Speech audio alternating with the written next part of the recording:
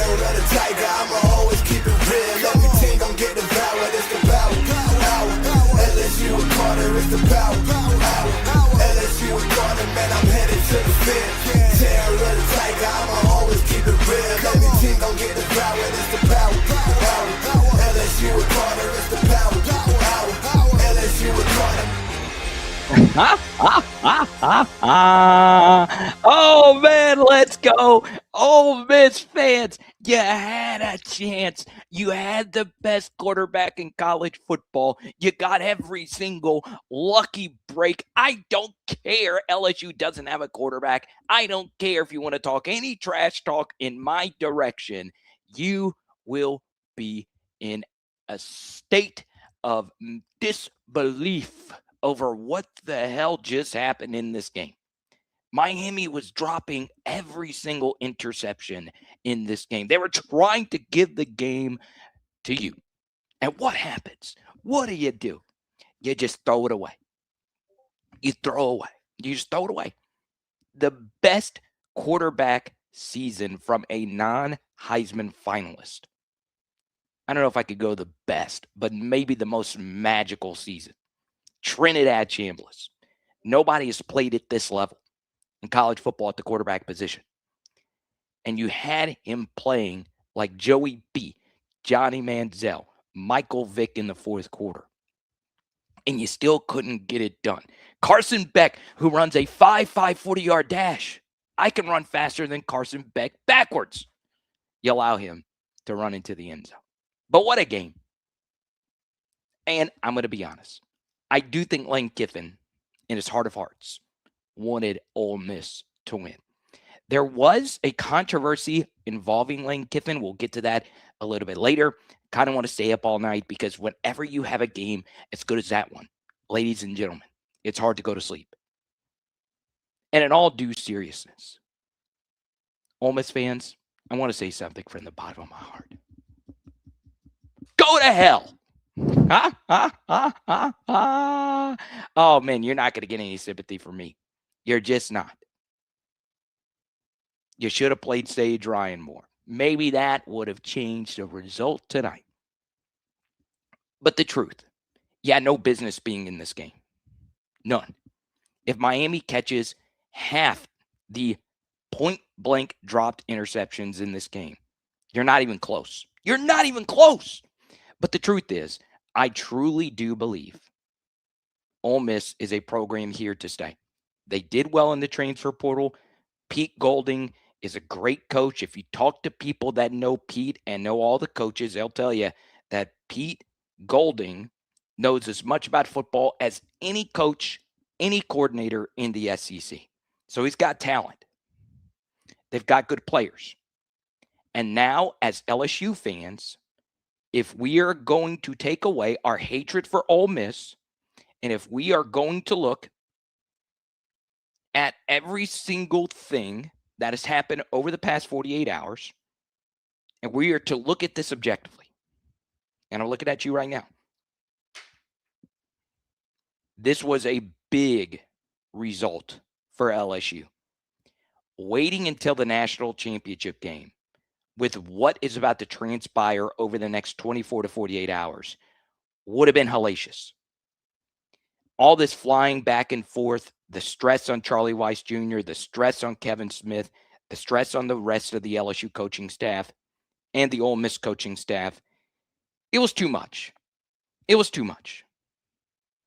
And obviously this team was not good enough to win a national championship. They got the lucky first round game versus a team that probably shouldn't have been in the playoff. Then you had the game versus Georgia, which was a rematch. It's hard to beat a good team twice, and Ole Miss is a good team, and you're able to win that one. And I thought you were the better team in that game. But tonight you played Miami. They were the better team. But the truth is, now from an LSU viewpoint, your coaches, your staff doesn't need to be in two places at once. And it's also the mental clarity that this game provides. I don't care what Lane Kiffin has to say about him wanting Ole Miss to win. If you are a competitive person and the team that you coached, that you put together, the program relevancy of Ole Miss is all thanks to you. They have never reached heights like this. They never even thought that this could have been something. If Ole Miss had been playing for a national championship, it would have been really hard to play the what-if game. But now that you lose a game like this, we can now turn the page and look forward to the future of LSU football, okay? I'll be honest, there's a lot of guys on that Ole Miss team that I like a lot. Trinidad being one of them. He's an affable young man. He's already got commercials. And now we got to wait to see if he is going to get this waiver, which if the NCAA wants to be the most unpopular organization in the world, which they already are, but if they want to continue their brand, they're not going to give him this waiver. Then we get to Kawan Lacey. I know he already said that he's coming back. Yeah. Have you seen what the transfer portal has done? Maybe he's going to say, yeah, now that I've thought about it, now that Kevin Smith has been by my side, I don't want to leave Smitty. I want to go to Baton Rouge. And then, of course, what you're hoping for, whoever you are watching this right now. I know LSU brought in a few transfer portal offensive linemen. I got some intel from someone that covers one of the teams that these offensive linemen, one of the offensive linemen are from. We'll get to that a little bit later. The truth is, you are hoping that some of those Ole Miss offensive linemen are coming to Baton Rouge. Okay? That is what you are hoping for because they're going to need that, especially with the quarterback market being the way that it is now. I understand we have a lot of comments. We got a lot of viewers here. It is ass crack of the weeknight of what was one of the best playoff games ever. And I know a lot of you want to go to bed. But there's just too much LSU football to talk. We get to Deman Williams, which, of course, is the big story for LSU. I do think it's a secondary story, too, now the coaches not having to go back and forth. Many of you think it is the biggest story. And Deman Williams is not coming.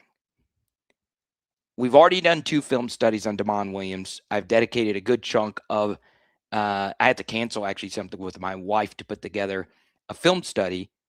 And just to give you a sign, I actually prayed about this because, when big LSU things break, I pray. I want to pray that LSU finds a way to get a quarterback. I understand there's more serious things going on in the world right now, but I was like, hey, give me a sign because I liked Deman Williams. I really did. I like it.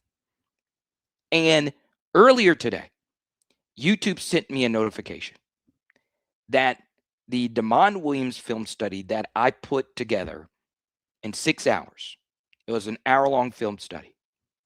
They wiped it from the internet. They blocked it. I've never had a film study fully get blocked. I lost all the money from it, which happens quite a bit, but never has a full film study been wiped. I didn't do every play. I did it just like how I normally do all my other ones. And when that happened, I said that was a sign. And that was when I knew that he wasn't coming. And what happens? We get the Pete Thamel alert that Deman Williams is not coming to LSU. Now, is this a good thing? Is this a bad thing? He is good. And I do think he is the best option for us at this juncture. We'll see what Sam Levitt decides to do. Maybe Sam Levitt circles the wagons and says, hey, I'm coming. There is a lot of drama involved with that. But for me, Williams is a good enough quarterback to have run the lane system and get us to at least 8-4 in the 9-game SEC next year. Then, of course, you don't have a QB now. So what are your other options? I do think the first name that really interests me is Deuce Knight, who is the 5-star who played a year at Auburn, who has some dual threat ability, and put up a pretty good game versus Mercer in his only start. And now we just need someone that could come in and give us something. It would be very rocky in his first season as a passer, but I do think he can come in and give us something. The second thing, of course, is, you have a quarterback visiting from Elon. Do you really want him to be the starter?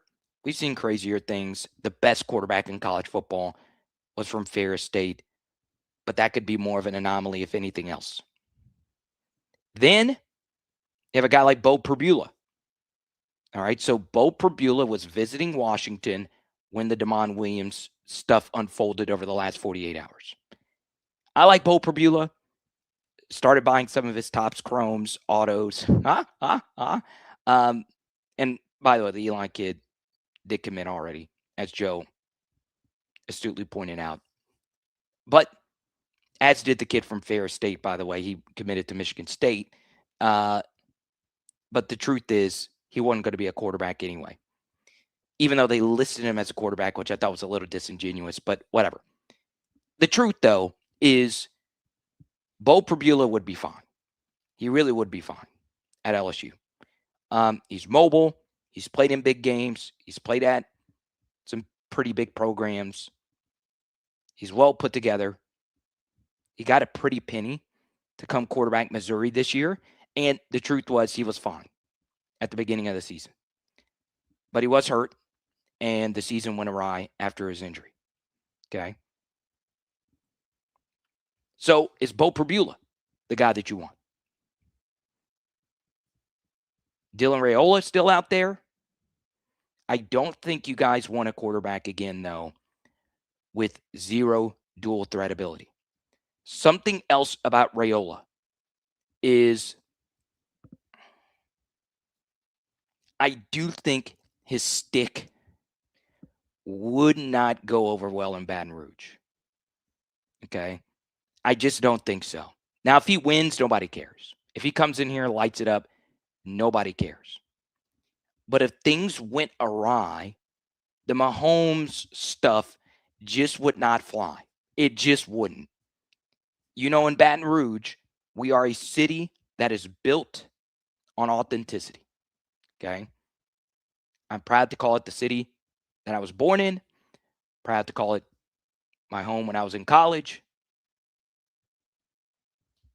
Ask anyone from Baton Rouge. If you are acting like someone else and not yourself, you don't last long in Baton Rouge.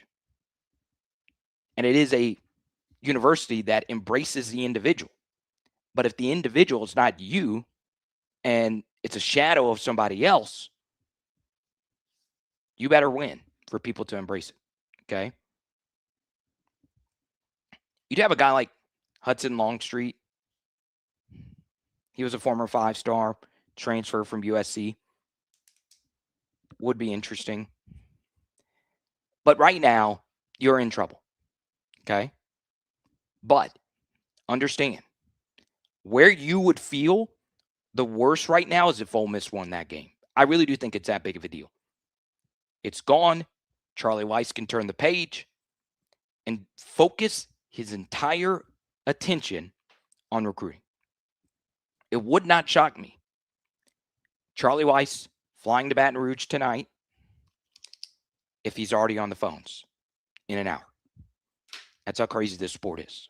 And I think he will be, by the way. Okay? Dude is a clown. Appreciate the compliment. And a special TK, our first super chat, he says, so Dylan Raiola. Yeah, sure. It's not the worst in where we are right now. Wheelcast says no more statues at quarterback. Well, that's Raiola. You're going to take a lot of sacks. You're also going to get some pretty ridiculous throws to go along with it. Okay. R. Carl says, I don't know. Give Ole Miss another 30 seconds, otherwise known as 2 Rick Pitino's, and they might win the game. Here's the thing, R. Carl. I don't live in a world of woulda, coulda, shouldas. If Corey Webster never existed, guess what? Tom Brady would have the greatest throw of all time, and the Patriots would still be undefeated. There's so many what ifs. What if Nick Saban took Drew Brees over Dante Culpepper? Am I wearing a New Orleans Saints shirt right now? I probably am because I'm a Saints fan, but I'm not as prideful of a Saints fan. So that's the thing. And it's also important to be that way as an LSU fan right now. Yes, let Lane cook. We know he can do a lot at the quarterback position. But here's the thing, and I want you to think about this because I know it's going to be late and some of you are going to wander off into bed. You not only need one quarterback, you need a second. You need a second. Okay? So I would circle the wagons on Sam Levitt. I think Sam is a really good fit for what we are. I think a lot of the drama with Sam Levitt, based on the conversations that I have had up to this point, are outside of Sam's control.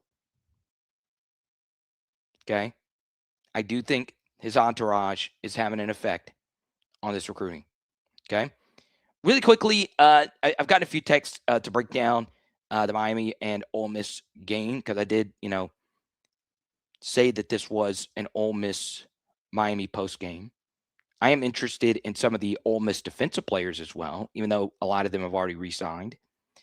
The one thing that stood out to me is early, I did think Miami's defense was going to have success, but I thought that they would wear down. The problem is the time of possession just got too rancid in favor of Ole Miss that it took until the fourth quarter for this Miami defense to wear down. Okay. Something else to keep in mind. I do think it was one of those instances where Miami looked like the better team. And keep in mind that the first round playoff matchup should have been Miami versus Ole Miss in Oxford.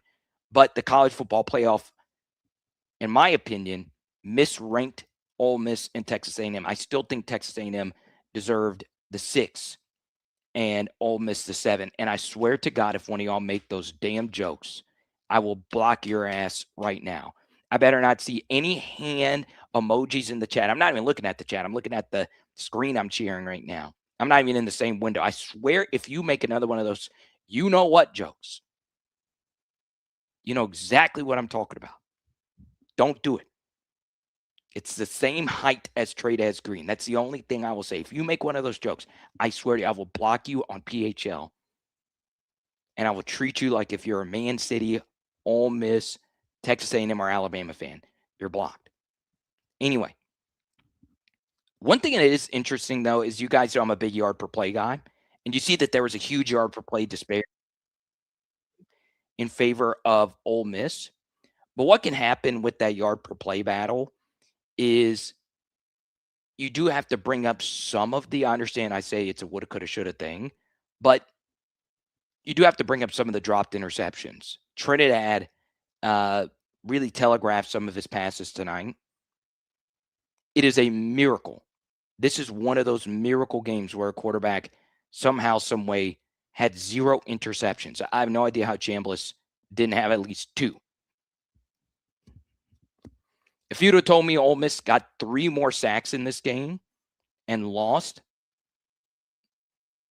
even though one quarterback is a statue and the other one is a very unsackable quarterback. In fact, that was one of the Lane's big things when recruiting Trinidad.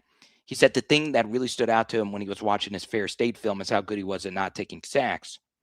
Still, Ole Miss won the sack battle. But that time of possession is one of the more ridiculous things I can remember. 41-22 to 18-38. Truly crazy. Absolutely, truly crazy game. 88 plays to 60. All-time great game. Okay? All-time great game. Larry says, I'd love to go see and get Deuce Knight. Okay.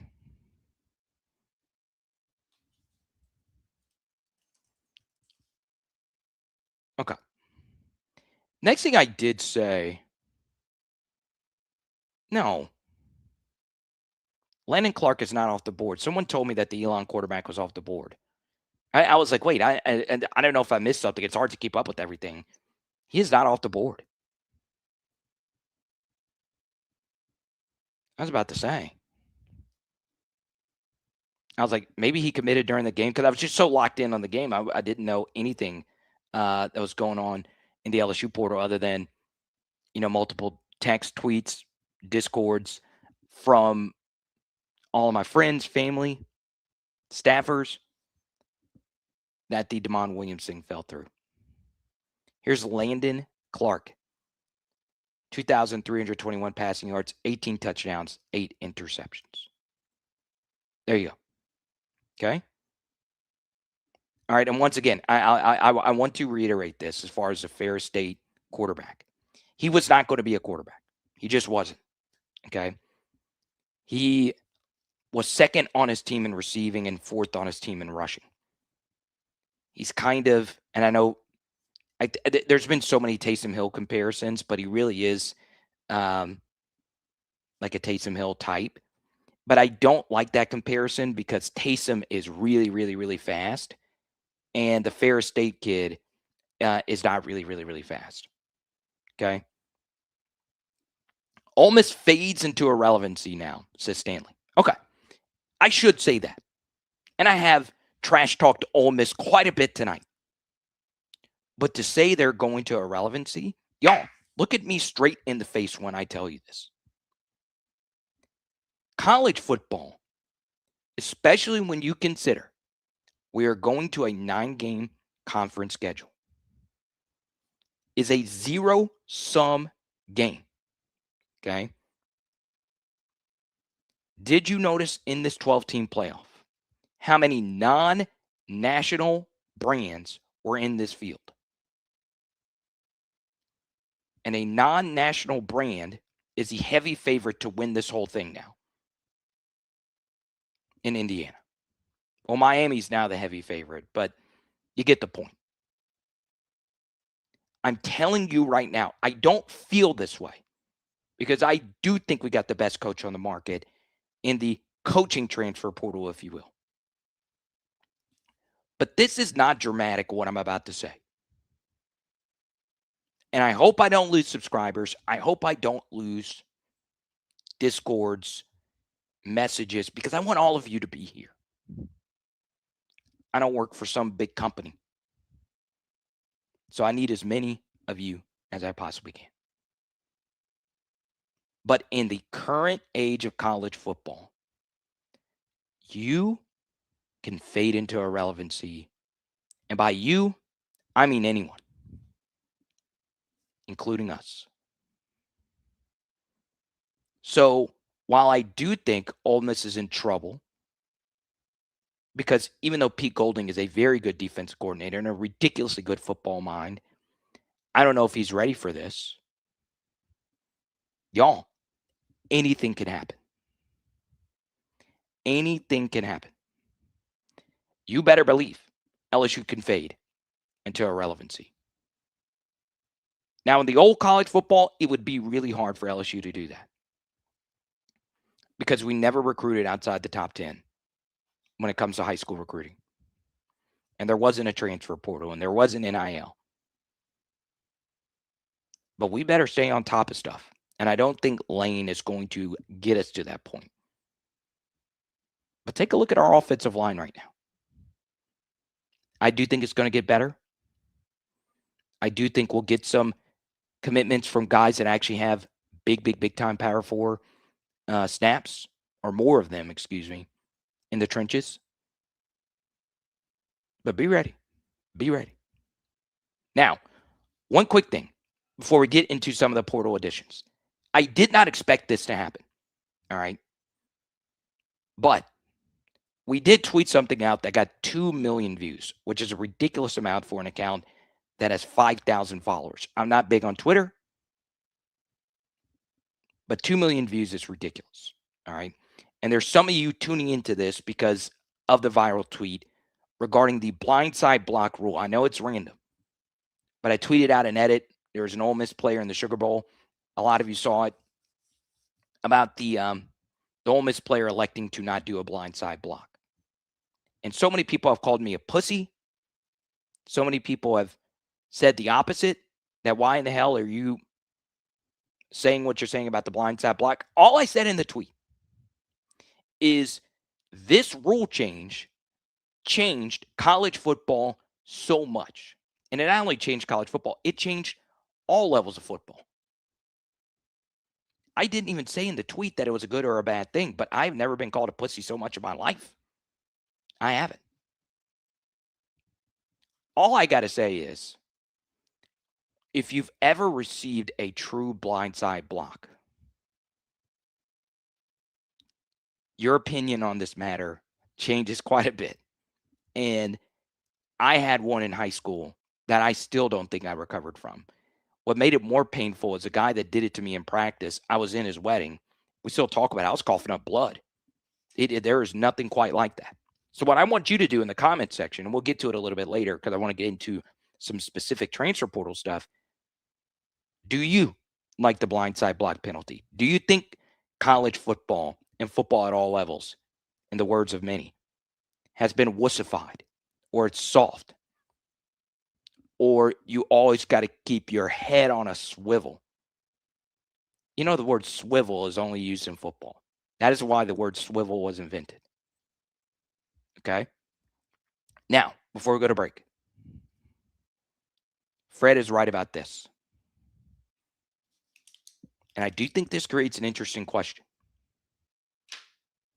If you're an LSU fan, you should be very excited about Charlie Weis. Because, yes, so much of what happened in this game tonight was simply Trinidad doing Trinidad things. But, man, Charlie was good. Charlie was really, really, really good. And the guy that should be the most excited about what he saw tonight is Trinidad Green, with the way Daquan Wright played tonight. And I understand we're getting into who's next. I'm really excited about the Malachi Thomas kid that we also brought in from Pitt. I think there is a high likelihood he's going to play a little bit more next year. What if Trinidad is a better fit at wide receiver than he is at, the 11 personnel full-time tight end? That might be the case. If you're Malachi Thomas and you're watching this right now, you should feel really excited. And for those that don't know, he's one of the many transfers that we have brought in. He is a transfer from Pitt. Tight end. Really talented guy. Had a good bowl game. Had a good game versus Syracuse. Some of the stuff that Charlie did in this game was really good. Coming back to that same side flood concept with Daquan was beautiful. And for some reason, they could not guard the tight end when he ran corners. All right. That is such genius play calling. And it's just a simple flood concept. Everybody does it. And ironically, that was Washington's most common play. If Deman Williams was going to come over, we were going to run that play quite a bit. But Charlie was so good in this college football playoff. The Georgia game and in this game. And it lets you know that it's not just Lane. So you're getting not one, but two offensive geniuses. You're not only getting two offensive geniuses, you're getting these guys that are youthful, that are still imaginative, that still have coaching in their blood. These two guys had fathers who everyone respects in the coaching community. Monty Kiffin, who came up with the Tampa 2. Charlie Weis's dad, Coach Tom freaking Brady, who's not the GOAT, by the way. But Charlie Weis, obviously very well-respected coach. And sometimes nepotism hires don't work out. But these two are not nepotism hires. These are two guys that continue to push the sport forward. And they are going to be the coaches for our team. And when you really break it down, how many times has LSU had offensive gurus in their coaching staff? How many times? Steve Ensminger, sure. Joe Brady for a season? Sure. That's cool. But these are the two most talented offensive coaches that has ever coached at LSU. And they haven't even coached a game yet. Now, that's not a guarantee that this is going to work. We still got to get a quarterback, still got to get an offensive line, probably need a few extra running backs. Wide receiver is set. But I'm telling you right now, man, you should feel so excited about this offense next year. Okay? Now, I want to shout out our friends at Laborde Therapy and LabordeTherapy.com. LABORDE Therapy.com. Type Y for yes, type in for no. We're going to answer this question after the break. We're going to talk about some of the commitments. Shout out Jaylen Brown, committing from South Carolina. It's going to be a lot of fun, this show tonight. Look at you. I want to see you right now. I haven't even really checked how many viewers we have in here right now. I don't care if it was just me talking. I love this sport. You don't understand how much college football runs through my blood. My Creole body has never felt this way before. We got ourselves a freaking coach. Well, I've not felt this way since Joe Burrow was our quarterback. Y'all, I am in a state of bliss. How many of you are hater college football fans? You like seeing the schools that you hate lose as much as you love seeing the teams that you love win. We'll keep the conversation going right after this. Power Hour Network listeners and viewers, you might be consuming this content with that crick in your back that you've been trying to get rid of for so long. Take this as your sign today to book your appointment with LabordeTherapy.com. In the Lafayette region, there is no one that you will find that cares more about any different type of pain that you might have than the team at LabordeTherapy.com. Book today. Once again, that's LABORDE Therapy.com, or you can visit one of their 5 locations all throughout the Lafayette region. Are you a die-hard LSU fan? And would you like to understand the complex game of football better? Well, sign up today for our PHL Patreon. This is his second touchdown. Counter G while you're pulling the guard. We dive deep on recruiting and the transfer portal at a level that you have never seen before. Film breakdowns from so many different angles, and my personal favorites, oh yeah, the analytics, baby. I like to get nerdy. We take a look at cutting-edge statistics that help all of us understand LSU football even better. And guess what? Every new sign-up gets a Joe Burrow card in the mail for free. But we got to save the best for last. Our private Discord community of LSU fans from around the globe. Sign up today. Patreon.com/LSU football and put your name on our wall of patrons. Special thanks to everybody who's on here. Let's freaking go. I'm about to put you on game. One of my favorite accounts. Actually, this is just my favorite account on Instagram. It's recruits.lsu. We'll go through pretty much everything that he has shared today. This isn't just his original reporting. Some of this is, stuff just being aggregated. But, and I'm not really great on Instagram myself. We got a few fun trade at screen posts, but we're going to go through the commitments that they have brought in up to this point. And before we do that, let's get to a few super chats. Let's see here. Looks like Jared gave out some memberships. I don't know who got that membership, but we will be putting out some members-only content pretty soon. If you join the membership tonight, I will send you a Joe Burrow card in the mail for free And obviously, if you join the Patreon tonight, I will not only send you a Joe Burrow card in the mail, I will send you an autograph in the mail. Not mine, because it's worth nothing, but an actual LSU autograph in the mail. Patreon.com/LSU football. Let's go to Donovan. Fun fact, only USF, Bethune, and NC State allowed more yards against Miami than Ole Miss did tonight. Pete Golding was holding Lane back. Okay. I'm going to get to that. I promise you, Donovan. Just go to Boris. How did Lane nab a pile of wide receivers with no QB and a thin offensive line? Seriously. So, and Donovan's one of my best buds in here. And by the way, Donovan is also a prayer warrior. So I'm serious. DM me tonight. Donovan will pray for you if you have anything going on in your life. I promise you that man is anointed by the higher heavens. And I could get you linked up with one of the best preachers I know. All right. And Donovan, I probably shouldn't have thrown that out there before asking you first, but I'm in a mood. I don't know. You're feeling good right now. But, Boris, you got to be honest with this, okay?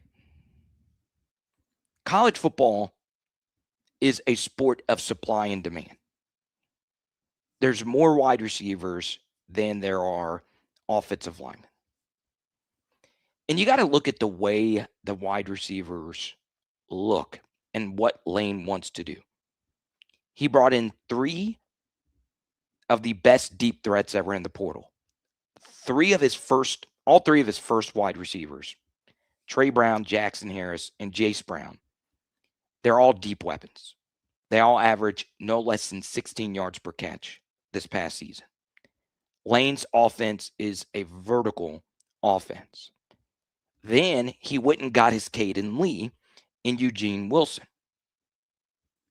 Did you see how many different wide receivers Lane played? So you got to look at this. All right, and this is about to get really philosophical. This is a supply and demand thing in 2 different ways. Supply and demand when it comes to the actual raw number of portal receivers compared to offensive linemen. The truth, Boris, is there is a shortage of good offensive linemen at every single level. Almost every team in college football outside of Indiana and maybe Oregon and maybe a few others, Notre Dame is probably another.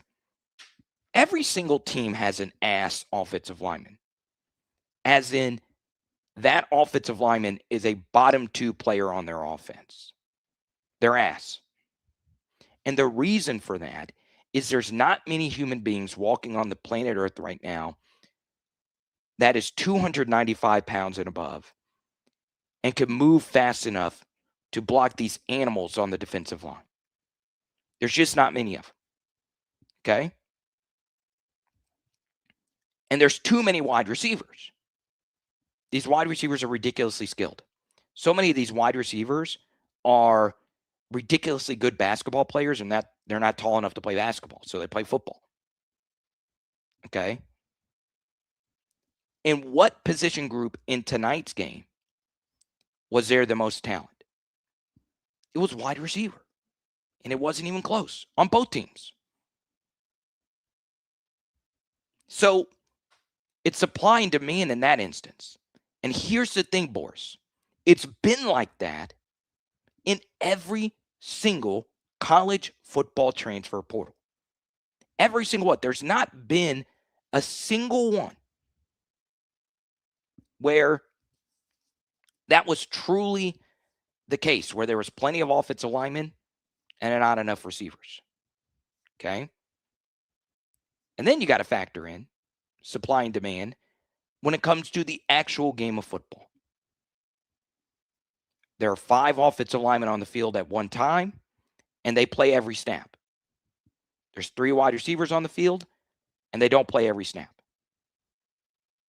In fact, the 2 positions that played the highest volume of snaps for each unit is the is the offensive line and the defensive backs outside of, of course, quarterback. So wide receivers rotate more They have one of the lowest snap shares of all the position groups when it comes to individual players. And wide receivers have the added benefit of playing defensive backs that have played for the entire game. Okay? So that's why it's easier to find wide receivers and why there's a surplus of it. Also, wide receiver is a position where you can truly find 2-stars that could play at a higher level because there are so many of them. So hard to judge who's the best and who's not. Sure, anyone could tell Jeremiah Smith's the best. The only wide receiver I think I would overpay for is Cam Coleman in the portal, by the way. So I guarantee you Lane got a good deal on all these receivers. And by the way, all those receivers that played for Ole Miss, none of them were the elite transfer portal guys. Maybe Harrison Wallace, but that's it. Okay? So that's why it's so hard to get the offensive line. I will also say this, and I mean this from the bottom of my heart. I did Oklahoma film studies on the SEC channel for every single one of their games. I did the same for Arkansas. The 5th highest rated transfer portal offensive lineman was a guy by the name of Emarion Harris. Okay. So you pull up the transfer portal tracker and you're like, holy shnikes. We can go get Emarion Harris. He's the 5th best offensive lineman in the transfer portal. Y'all, he is terrible. He is not good. He was the worst offensive lineman on Arkansas's team. So that's what the market looks like. The 2 best transfer offensive linemen are former LSU exports, Carius Kern and Lance Earth. They were the 2 highest. So, by the way, if you're new here with Super Chats, I do like to answer them thoroughly because you're giving me money. And I like to answer every comment thoroughly. And if you have an insignia next to your name as a member, I go to those quicker. But that's why that is.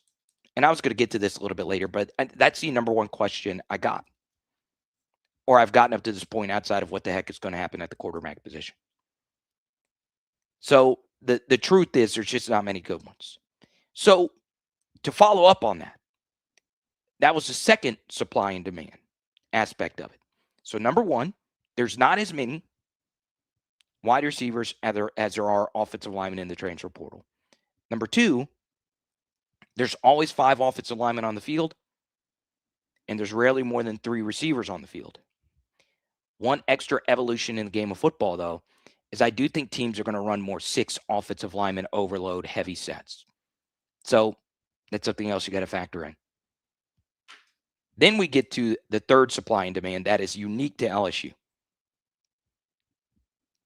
Why has LSU brought in so many wide receivers? And the big thing that a lot of you are concerned about is the wide receiver rotation from last year was too big. And you are correct. Okay? My patrons know my personal story with Cortez Hankton happened a few weeks ago at the Pelicans game. Pretty crazy stuff. And long story short, if you don't know, you can know the specifics. It's one of the wildest things that's ever happened to me. Go to the Patreon and you can learn about it. But Cortez Hankton, long story short, he's got family members that are fans of ours. And I've been critical of him. And I always try to be fair. I like Cortez, and he's at Ohio State now. So he landed on his feet. Good for him. The wide receiver rotation was way too big this year. But there is a reason why Lane's wide receiver rotation needs to be bigger. And once again, it comes down to supply and demand. So Ole Miss led the SEC in plays per game. In other words, how many plays do you run? We played at a slower pace. So when you play at a faster pace, you've got to play more wide receivers, especially the way Lane likes to run offenses. One thing that is a requirement for his wide receivers, after they make a big play, you notice they don't do all this first down stuff. They are instructed to sprint to the referee and hand him the football. Okay? So not only is it a vertical passing offense, you've got to sprint after the play and go hand the football to the official and then run another play. So I've gotten a lot of messages because I was so critical about the wide receiver rotation being so big. Why in the hell did we bring in 4 transfer receivers? Well, you don't know if they're going to stay healthy. We don't know all 4 of these are going to be good. I wouldn't mind bringing in a 5th, to be honest. My philosophy changes based on what is actually changing with our team. So it seems stupid, especially considering the state of Louisiana has produced so many great wide receivers. Why don't we bring Teron Francis back or just focus him in more? Because a lot of us liked Manchild as a prospect. I don't know. Belaine is going about this his way. And I do think George McDonald is the best wide receiver coach in the SEC. I just don't think you can just say it's just Lane at that position. What they have done at wide receiver is ridiculous. Jared, thank you for the super. And there you go. I spent probably a little too much time on that super chat. Okay. Hami French, let's do it.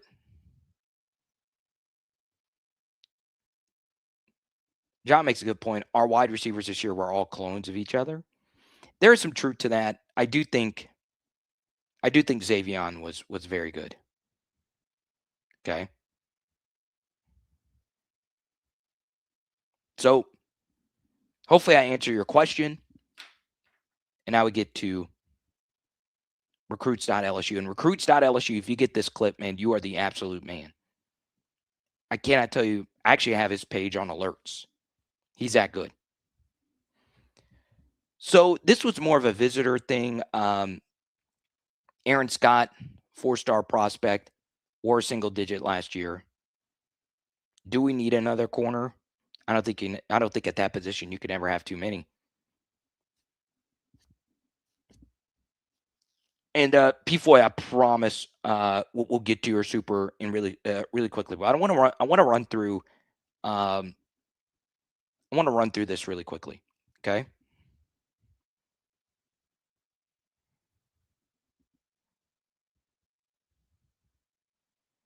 And then we're going to get into something that happened to Lane tonight, and I'm kind of pissed off about it if I'm going to be honest. And I hope Lane actually gets this next clip. Because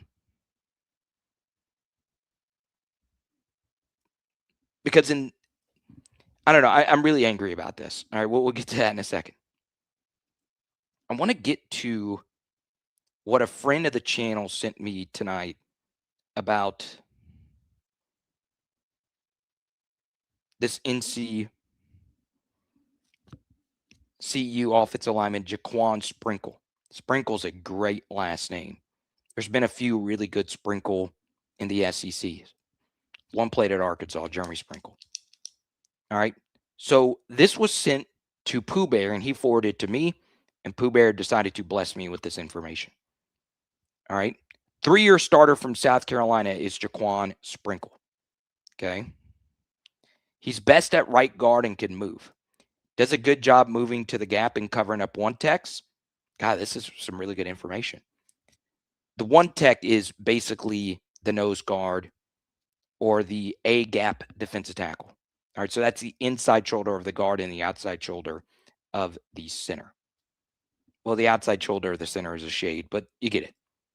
Moves well to fend off a 3 tech, which is the outside shoulder, which is a very difficult block. It's a very important block in the SEC, and dominates guys head up in a 2 tech. He'll be a good rotational guy and compete very hard to start at guard next season. He's been an offensive lineman that's led 2 1,000-yard rushers in a row and a 3,000-yard passer. So big thanks to Pooh Bear for sending that to us. We all love Pooh Bear. We'll get him on the channel to talk more about Jaquan Sprinkle. Looks kind of like Lance Hurd there in that spot. And in that spot right there, he is an offensive tackle. So does he play guard? I don't know.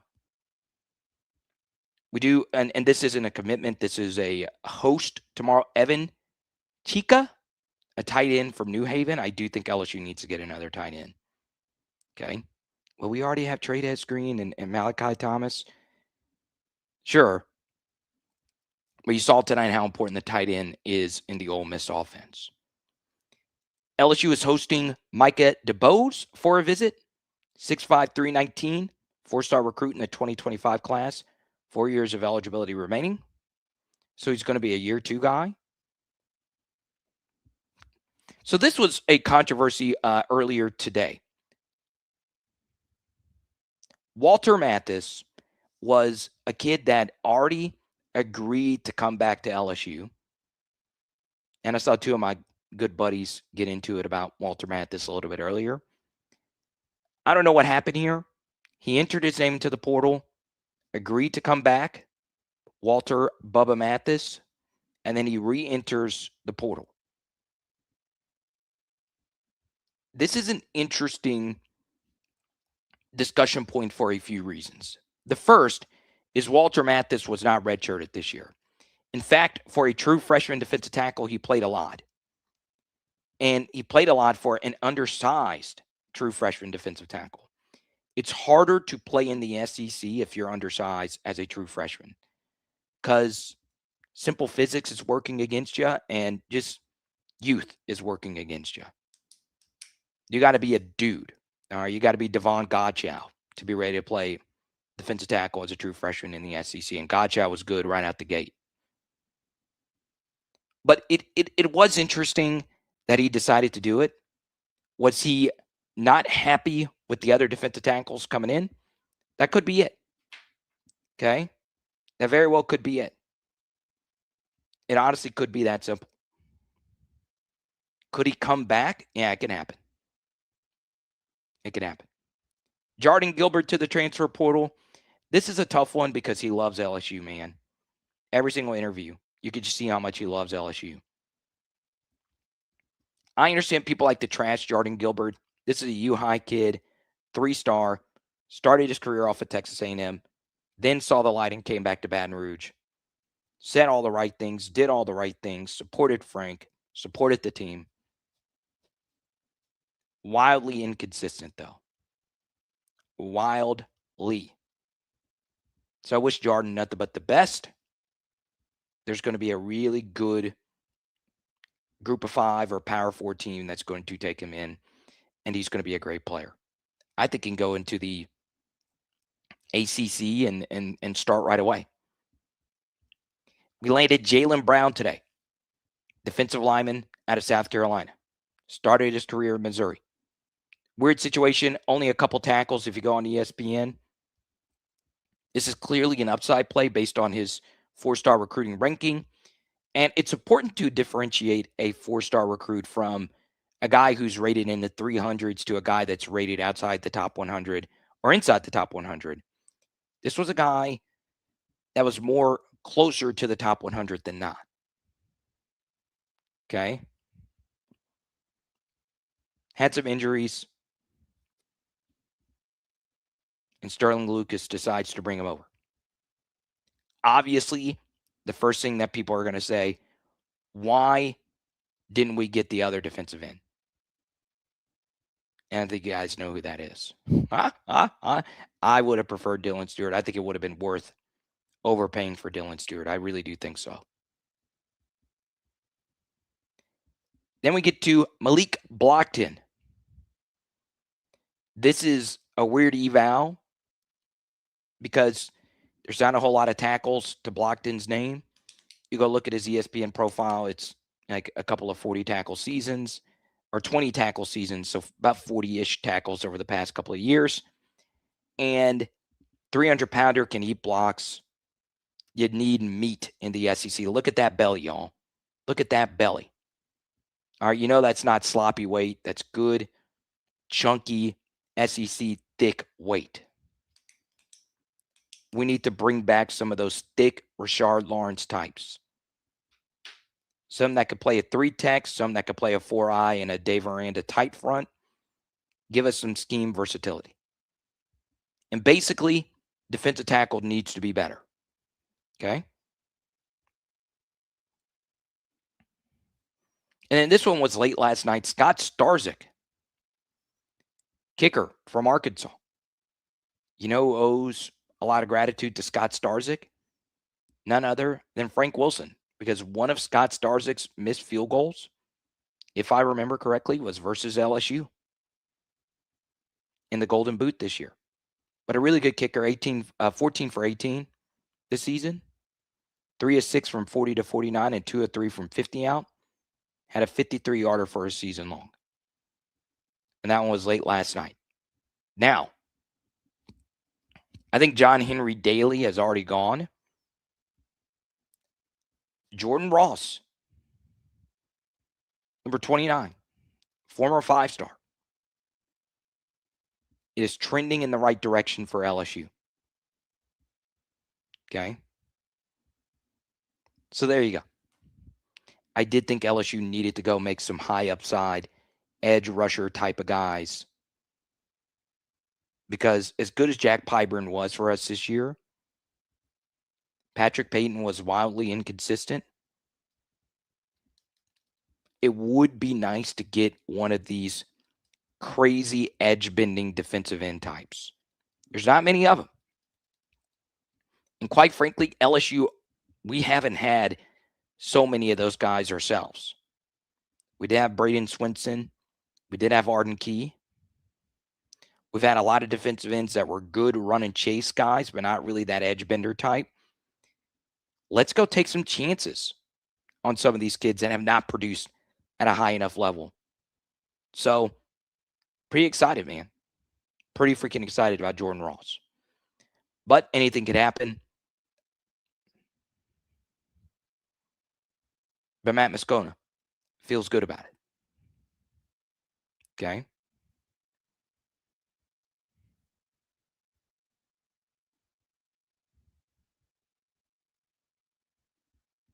I just don't know, though, if I'm Trinidad Chambliss, why on earth would I not go pro after what happened tonight? You tell me. You're a pro team. Do you want Trinidad Chambliss or do you want Fernando Mendoza? Tonight was a rough Trinidad game early. Very lucky in the interception games. Man, he predetermined so many throws tonight. But once he settled in, he was special. Made a joke, got passed around a little bit earlier today. If your last name is Brown, please comment now. LSU signees over the past 2 years: Lamar Brown, Jalen Brown, Trey Brown, and Jace Brown. We have signed 4 Browns for the 2026 class. I really feel bad for Jalen Brown and Jace Brown because you can't even put J-A-Y Brown. So you're going to have to put their full names on the back of their jerseys, which kind of looks cool. There was a defensive back for the Broncos named Deman Williams who had to do that. In 2025, we also signed 2 Browns: Barryon Brown, Brandon Brown. 2024, Jair Brown. 2023, another Jalen Brown. So I said, it's obvious UPS should give Lane Kiffin an NIL deal. I think that joke is worthy of a Lane Kiffin retweet. Okay? Now, before I get into this super chat here from Donovan and P-Foy, and Donovan, if you can, if I text me right now, if it's okay if I said that you would be down to pray for somebody one-on-one. I want to send a message to Lane Kiffin, okay? Look, I'm not the biggest account, and there was something that transpired over the last 48 hours, okay? And it involves Barstool Sports. Yo, I love Barstool Sports. I do. There's a lot that I disagree with that they have said and done in the past, but Barstool Sports changed my favorite co-host I've ever had in my life. They changed his life, and that's T-Bob. All right? I'm friends with Ben Mincy. Love Mincy. One of the most entertaining things. And what they did, all right, so Barstool did this series with Barstool Tate. And Barstool Tate, I think, is just so talented. And he decided to fly out with Mincy, who's a big Ole Miss fan, and their tweets were so entertaining. They were following Mincy. They raised a lot of money for this guy named Chris, his cancer research and all of that. And he's dealing with cancer. I've been retweeting it out of all the different things that Barstool's done. And they have done so many good things. So Barstool Invitational, this series, the Barstool Beach House, which really isn't my kind of content. I did find some of it captivating. They have just done so many good things. All right, my wife loves all the, like, Brianna chicken fry. Loves it all. And I've shared this before plenty of times. Brandon Walker gave me my first ever podcast job. So I have a lot of respect for Barstool Sports. I do. Okay. But something happened before the LSU game. And I've not been able to make any calls regarding this. One of the big Barstool personalities is a hockey guy named Biz. All right, he played hockey. Paul Bissonette is his name. Really talented guy. And he told Ben Mintz, I want to FaceTime Lane Kiffin. So Lane Kiffin FaceTimes with Ben Mintz, and they record the FaceTime with Lane Kiffin. Okay. They record it, and then Lane, in a follow-up recording, texts Ben Mintz and said, hey, I was happy to do the FaceTime, but I wasn't happy that you guys recorded me and you didn't tell me I was being recorded. And if I were Lane, I would feel some type of way about that. I would. Okay?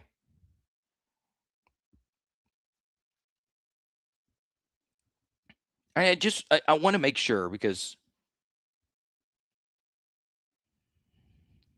that this happened. Okay? And that wasn't seeing things.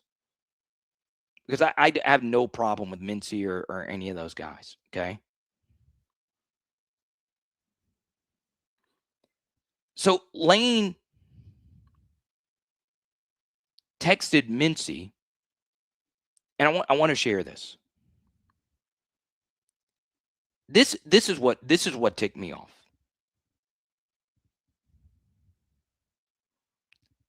And I really do think this is why Ole Miss lost tonight. Okay. Lane was nice enough to FaceTime Ben Mintz, and it was a very good conversation. So I ripped the audio to play this audio tonight. And this audio made Lane sound really good. He's like, I'm like a proud father. I'm cheering for Ole Miss. He said, I have 10 visitors on campus. So nothing he said here was bad, but it could have been bad because Lane didn't know he was being recorded. Okay. So then they decided to not only post it. I'm actually fine with them posting it as well. But this is what angered me. They then posted Mincy reacting to a text from Lane saying that it was a shitty thing to do. That he's not happy that you asked me to talk to him and you guys videotaped. What does the text say? That's crappy. You asked me to talk to him and you guys videotaped it and posted it. That's what he said. I just assumed he knew. I do assume he knew. Fuck. Is that bad juju before the game, Danny?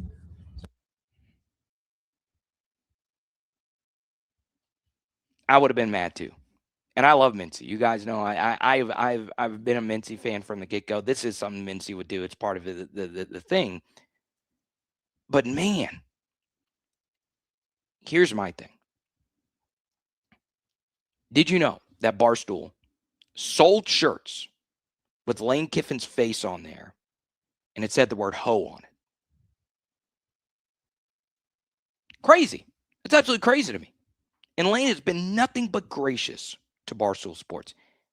And your favorite person, Stool Presidente, who has said what he has said about Angel Reese in the past, which was out of line, then he called Lane Kiffin a lot of different things during his transition. And then Lane, in the middle of the busiest time of his life, the most emotional day of his life, which very well could have been today, he even said, hey, I'm hosting 10 visitors out of my personal time.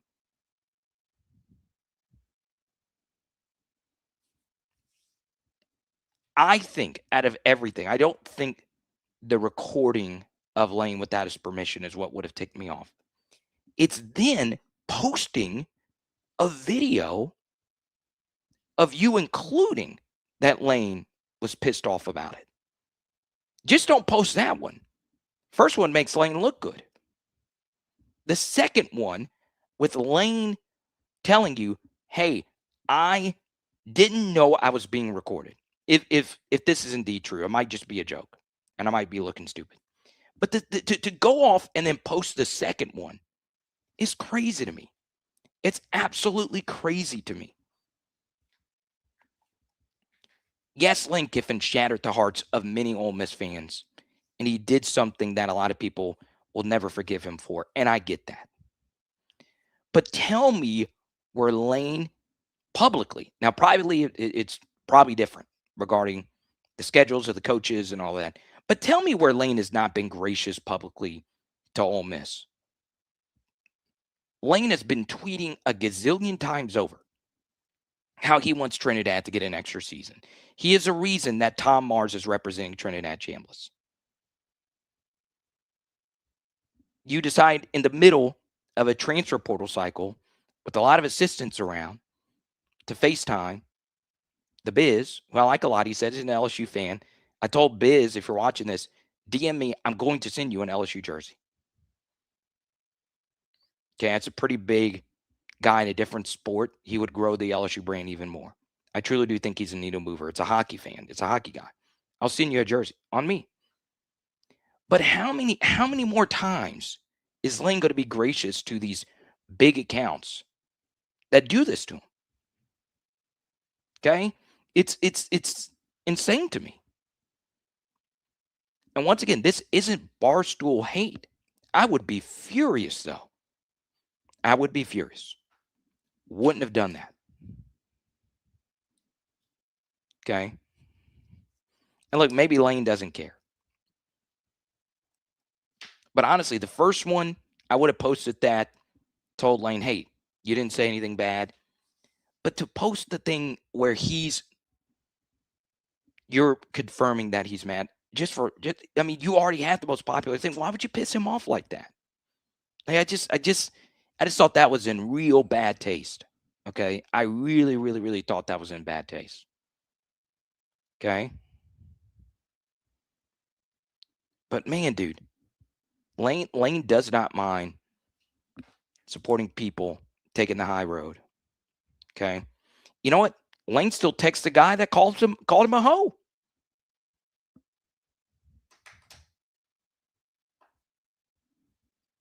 Lane still texts that guy. Spirit Ben.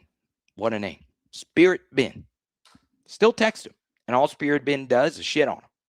And look at where you are now, Ole Miss fans. Look at where you are now. It's crazy to me. Absolutely crazy.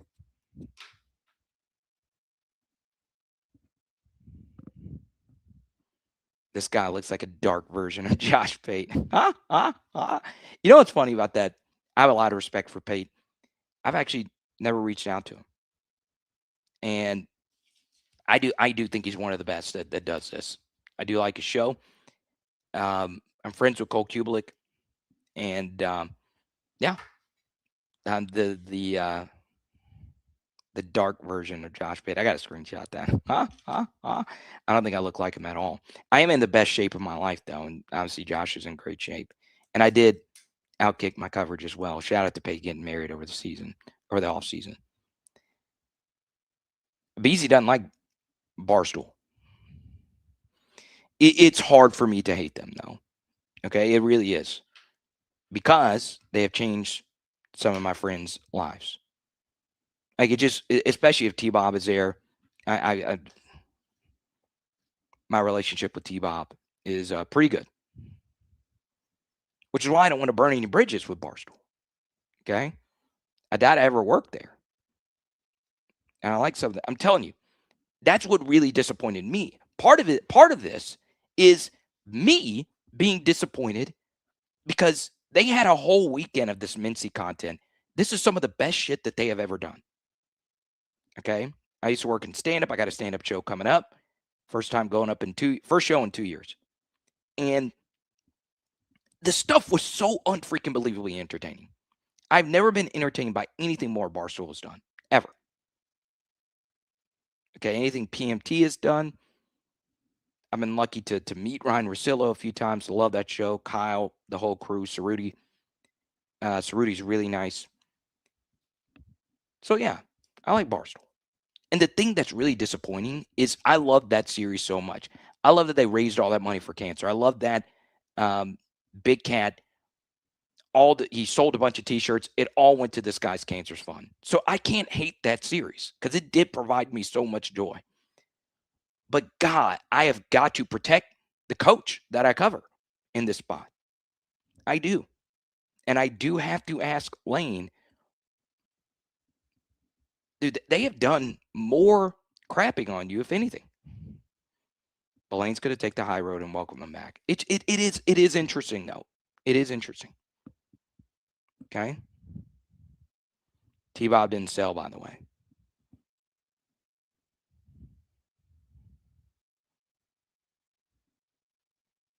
And I don't know a lot about that biz guy. Maybe you guys know more about him, but I think he's pretty cool. Was the last play of the game PI or no PI?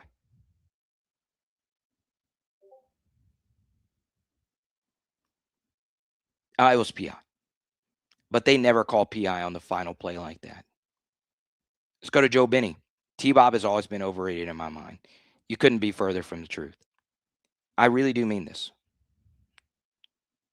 He is the best co-host I've ever had. And I've had some good ones.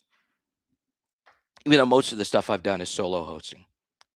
R&B radio, country radio, sports radio. It's been mostly solo stuff. Jason Derulo style. And if you got that reference, you're my kind of guy. T-Bob is so talented. I don't think people understand how talented this guy is. All right, and this isn't dick riding or anything. When we were in the press box, we sat by each other almost every time. Okay? Are you Brown? Welcome. We made a joke about this in the Patreon, and D really actually made this joke. We're actually becoming the Golden State Warriors because, man, we're light-skinned you, baby. Light-skinned State University. Our portal class, we're bringing it in, baby. We are bringing it in. We're no longer just the school of Tyrann Mathieu, baby. I love it. Oh, man. It is hilarious, though. It is. Okay. Let's go to P-Foy, who was patient. I wanted to get that rant off, though, because I do think people can take advantage of Lane's kindness. All right. I'm not painting him as an angel, but when it comes to like media relationships, he's been more than kind.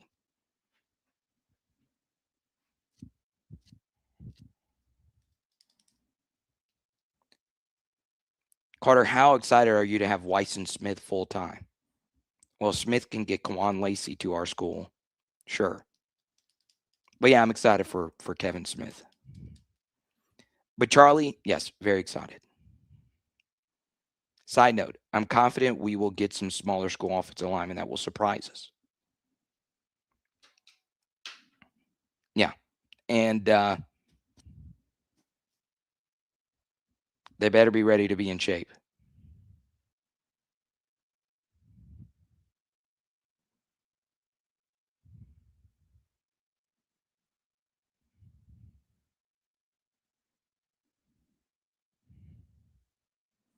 It's not in, fat boys. I love it, man. That's hilarious. That's hilarious. But yeah, I also can understand people not liking T-Bob. I love him though. It's more than just a friend thing. I do think he's great at doing media stuff.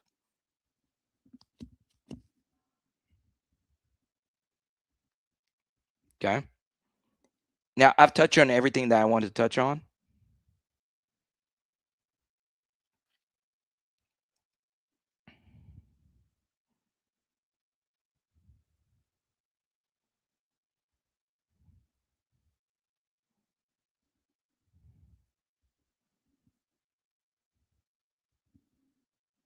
In the next 10 to 15 minutes, I'm going to answer as many questions as we possibly can. If you super chat, we'll keep this thing going. I don't mind going late tonight. I honestly just simply do not mind going late tonight. Okay. Now,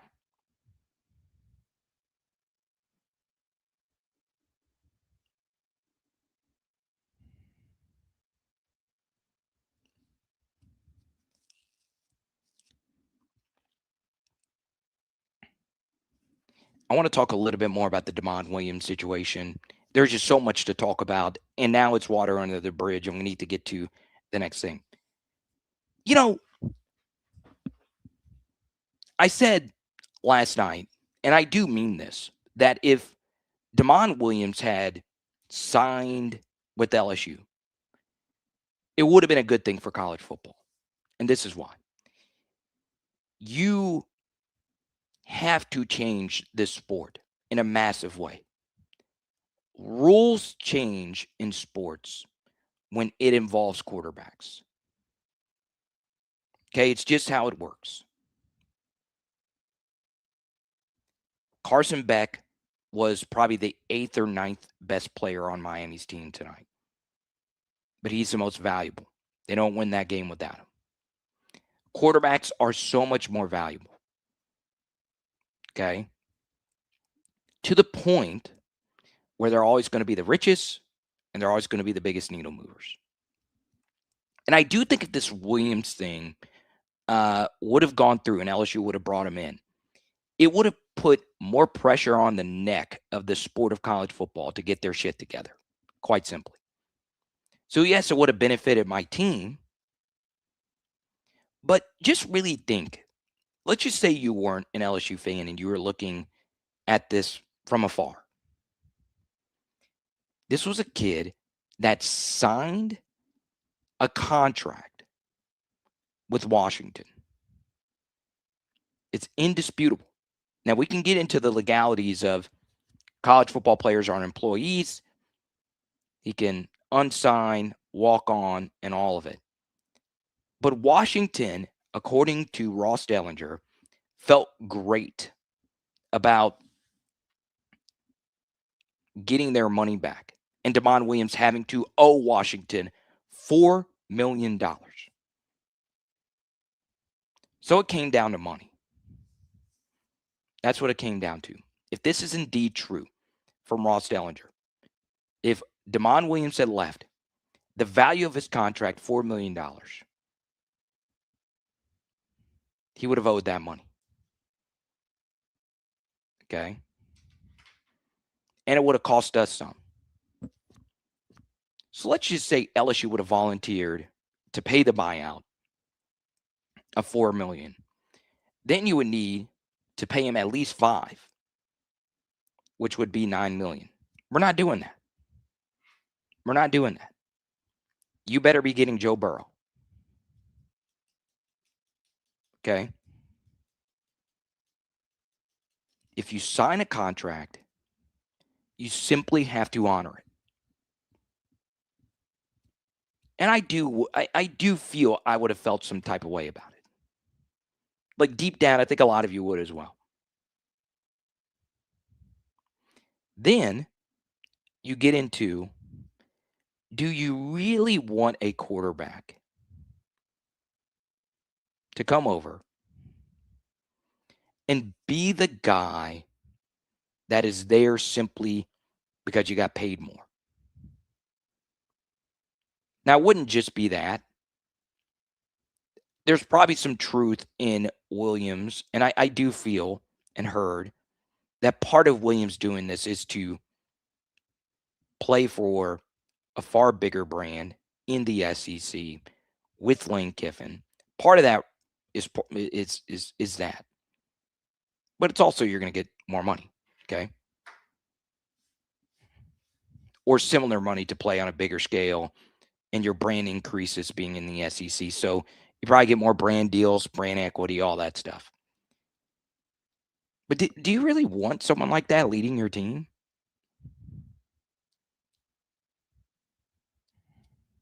I don't know. But the reason I wanted this to go through is because it would have been so ridiculous, so appalling. It also would have been a very public Big Ten versus the SEC. Tony Petitti versus Greg Sankey. Sankey would have had to get involved. Per my understanding, Petitti was already involved. This would have been a kerfuffle. And I feel like that's what college football needed. A quarterback for one team went to go be the quarterback for another. Okay? When quarterbacks do stuff, things change. We're talking about the blindside block rule. We're also talking about now, how do people treat quarterbacks? Can't hit them. You simply cannot hit them. There is literally a rule called body weight against someone putting their body weight down on a quarterback. So whether it's on the field or off the field, the reason I wanted this to go through from a non-LSU perspective is I want wholesale changes to college football. The first thing that needs to get fixed, and Greg Sankey publicly said this, is a calendar. Change that. That is the most important thing. But do we really want to live in a world where you can sign a contract and 4 days later get out of it? No. And this would have changed that. Hopefully it still does change it.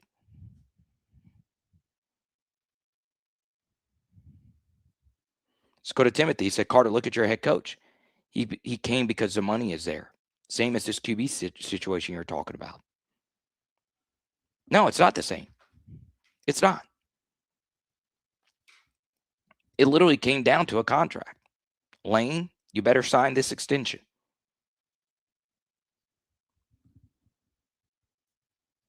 It's not the same. He didn't sign his contract with Ole Miss 4 days before going to LSU.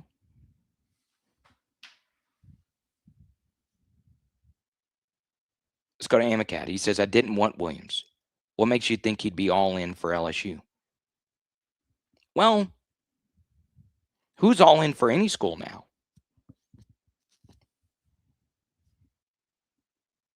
Let's go to CD Snuts. That's a great name. Yes, I would still want that guy. We have 0 guys. Sure. Let's go to Roby. Heard the big offensive lineman DeBose from Mobile visited today. You're from Mobile. You would pay his NIL. He started for Alabama. Hopefully we can land him. We were in a recruiting battle with him. Yeah, every single recruiting battle is going to continue. Okay. I think he has signed it.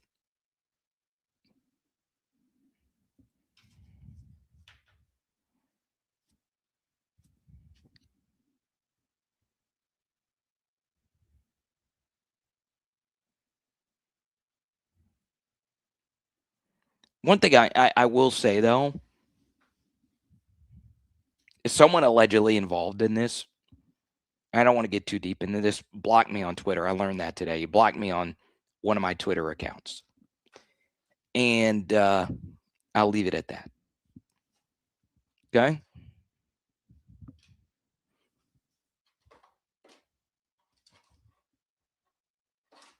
Let's see what we got here. Kind of want to give something out tonight. We have some really good viewership.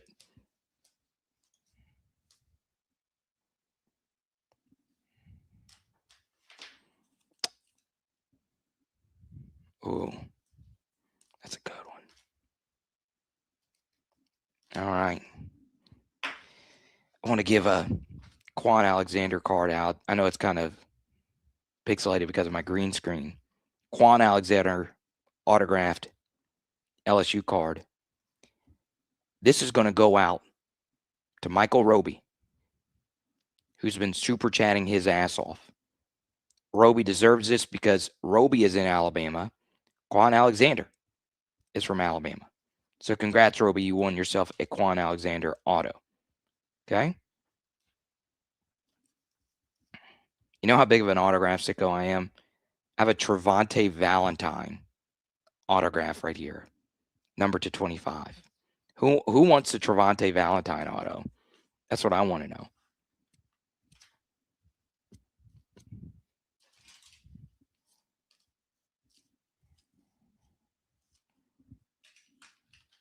Pegasus, I have a Real Madrid card for you. Congrats on your win today. Shoot me an email, powerhourlsu@gmail.com. But yes, the next PHL Patreon, you get a Trevante Valentine auto. I'm kidding. Let's give out the Stephen Ridley. Next $20 super chat, we'll give it out. Okay?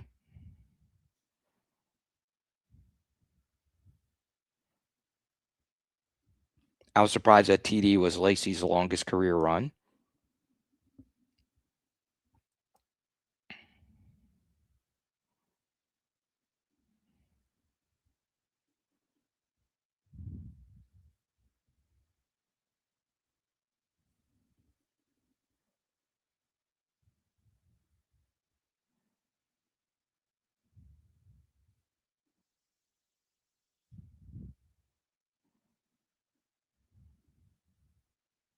Hmm.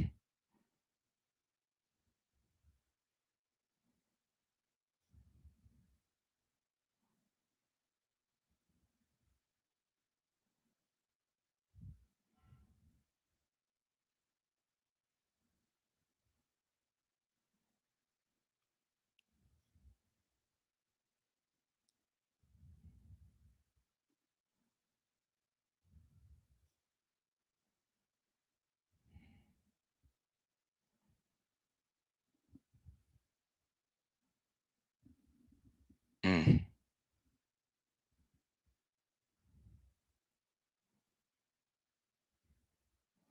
Lane's not mad at Mincy, though. Once again, he always takes the high road, man.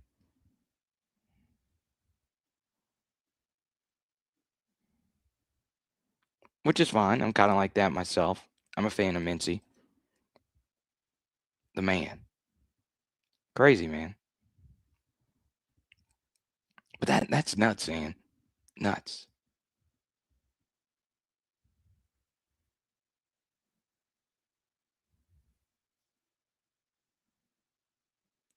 You saw me draft my fantasy team?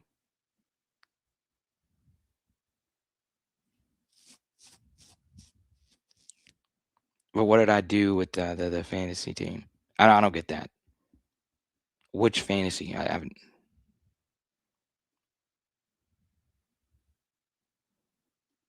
Oh, yeah. So I won't. If you don't want it, I understand that burns you. If card burnout could be real. So if you don't want the Quan, I won't send it to you, but I want to send it to you.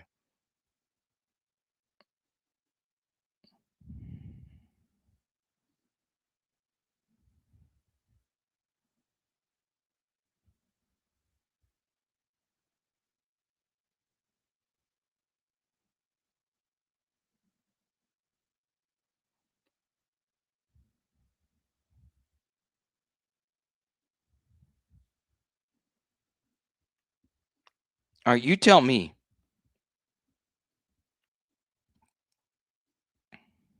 If this is pass interference. Hal, I saw you tweet about this earlier. I'm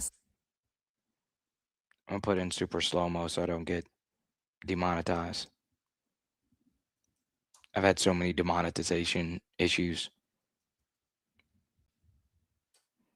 Is that pass interference? I'll let it run a few times over.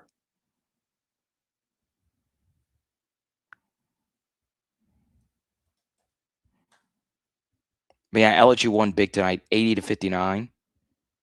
It was a Malaysia full Wiley game.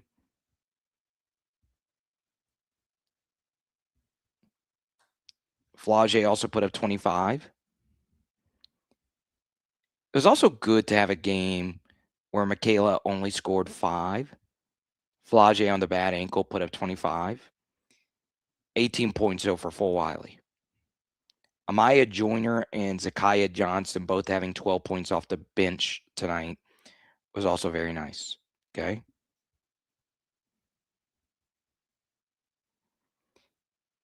Also, was interesting. So I haven't been able to go look at the highlights. Katie Koval only played 9 minutes tonight. She's one of our few bigs, the Ukrainian.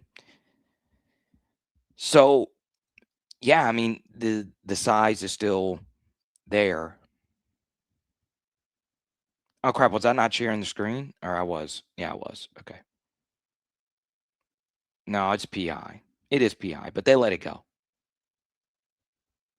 It still would have been 15 yards, and they would have had one final play. It's not a spot foul. So they would have had one final play from the 15.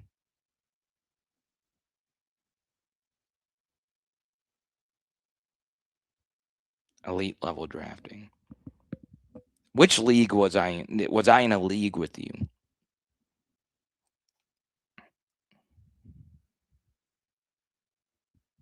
Well, if you likes him. I like Mincy. I have no problem with Mincy. I just would not have posted the follow-up Lane was pissed thing.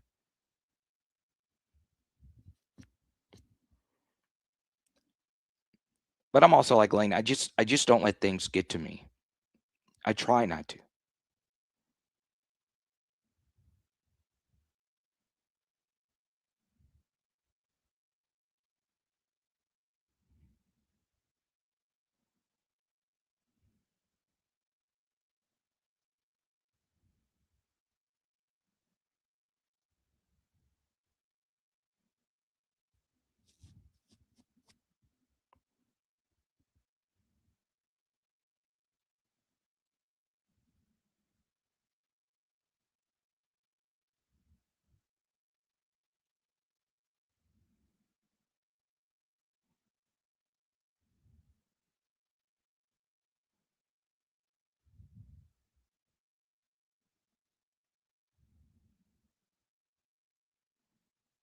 Mm.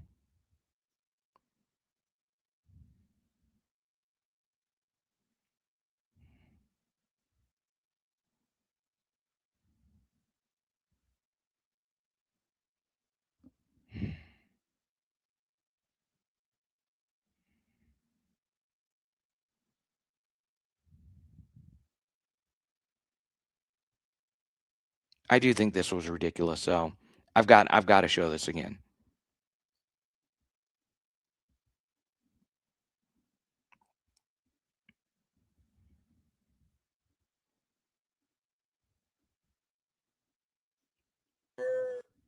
This is better. This is better than the almost Puka catch on Monday Night Football versus the Falcons. Look at this, dude. All right. The first thing that's ridiculous is he's jumping off his right foot. Okay. Do you know how much body control you need to have to jump off your right foot to then snag that with one hand and then get your right foot in and not have your left foot laying first? Dude, that is magical. That is so unfreaking believably magical. God, dude, I get a tingling feeling when I see that. Look at this, dude. Look at this.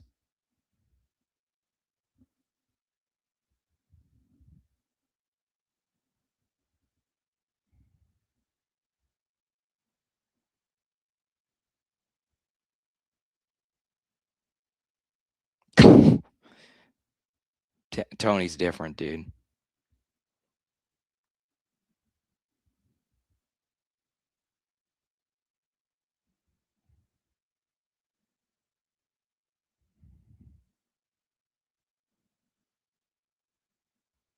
I'd love to.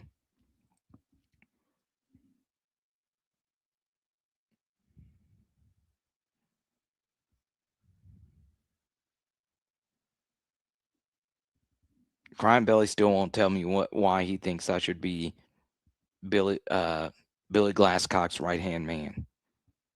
I'd love to do that, by the way, being a GM of a college team. I think that would be the funnest job. Roster building. Oh, my God, dude. Just sit at home, watch all 22. Actually, he probably doesn't watch as much all 22 as the scouts do or personnel people.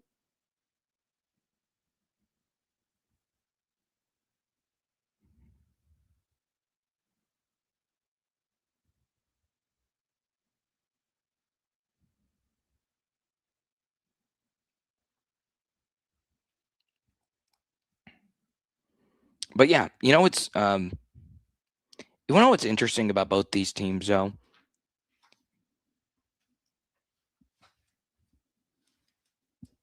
You look at Ole Miss and how far they got in the college football playoff. Did anyone expect this? Ole Miss lost their best defensive line they have ever had at the school. There's not really a close second that they have had at the school. Then they lost their best linebacker. They lost their best corner. Then on the other side of the football, they lost a first-round quarterback, a second-round receiver, and they got further in the playoff. Then you take a look at Miami. Miami lost a quarterback that almost won the Heisman Trophy last year. And then you look at our teams. LSU, before 2019, lost the best linebacker in school history. LSU, before 2011, lost the best outside corner in school history. LSU, before 2007, lost the number 1 overall quarterback in the NFL draft and 2 other first-round picks at wide receiver. That's what makes college football so great. What did the Broncos do after John Elway retired? Like, you never know. You never know when your best teams are going to come. You just don't. No one thought Cignetti would follow up with what he did last year. There are so many teams in college football that do the thing that they were trying to do the year before the next year. Okay? One other thing, if you want some blind optimism going into next season, one of the single most overrated things in college football is first-year coordinators. There are so many teams that win the whole thing with first-year coordinators. 2019 LSU, while he wasn't the coordinator, it was Joe Brady's first year. I think it was Coach Stud's first year. We have had so many first-year guys as coordinators take us to places that we've never been. What was Miami missing? A defensive coordinator. Now, Lance Guidry was on our staff. He's from Louisiana, and he is a very talented defensive coach. He had a terrible season last year, and Miami's probably got the best young DC in the country right now. Okay? And Baker's up there. There's a few others that are up there, but it's crazy. So what does LSU have next year? First-year coordinator. Oh, it was Preston's league. There we go. Yeah, I did draft a good team in that one. How many fantasy leagues did I win this year? Not enough. That might have been the only one. I don't play a lot of season-long fantasy. I do a lot of best ball. We're partners with Fast Draft Fantasy, and you could sign up using my promo code Carter. Fast Draft is a best ball site. So I drafted 150 leagues this year. Yes, I'm a sicko. So, yeah, I got more reps on quite a few people in season long. and it makes you a little bit better in the season-long game. I did 4 season-longs, and I had a first, a second, a fourth, and a sixth.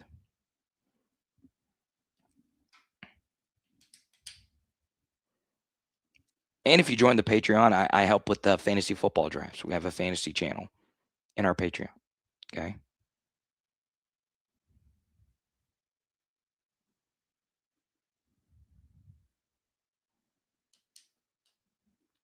Stanley says head coaches are what really matters in college. Yes and no. To win a national championship, head coach is not the most important. But for long-term success, your head coach is the most important. Okay?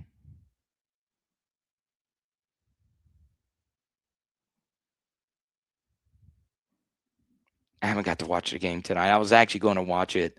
Like what I do if I have a busy day, I'm not able to sit and watch the game. And this has been a busier year for me. It's I go watch the highlights without knowing the results. So, Cajun, the only way you can make it up for me is joining our Discord.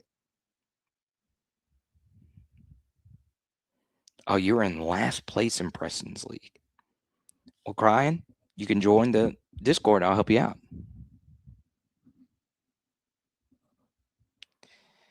Let's go to Christopher Braden. Scone says the visit with Sam did not end well and they left quickly. Yeah, he's right. He's right about that.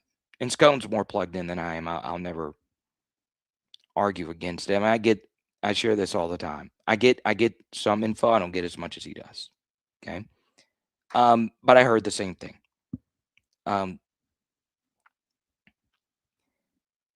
But oftentimes it's not.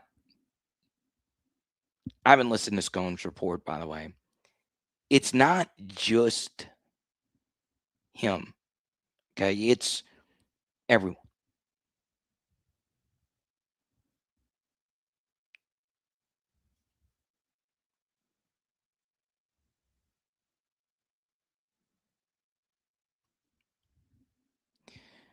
We flirted with another QB while almost committing to another one, and it bit us.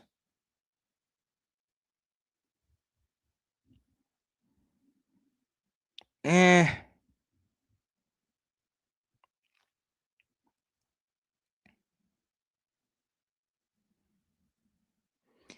actually think that does the opposite, to be quite honest. I think it puts more pressure on the other team to or on the quarterback to actually make a decision.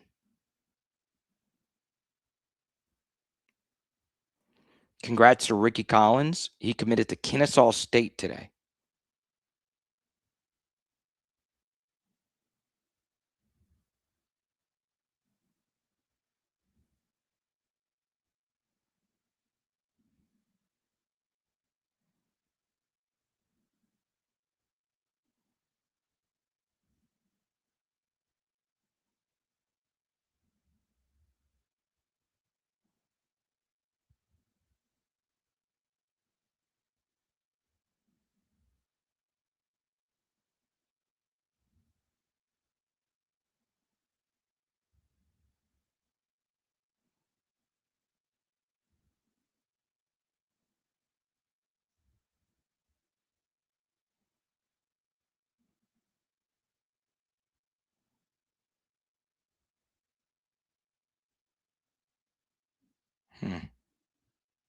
Okay. I want to share a take that I've had in the chamber for a little bit.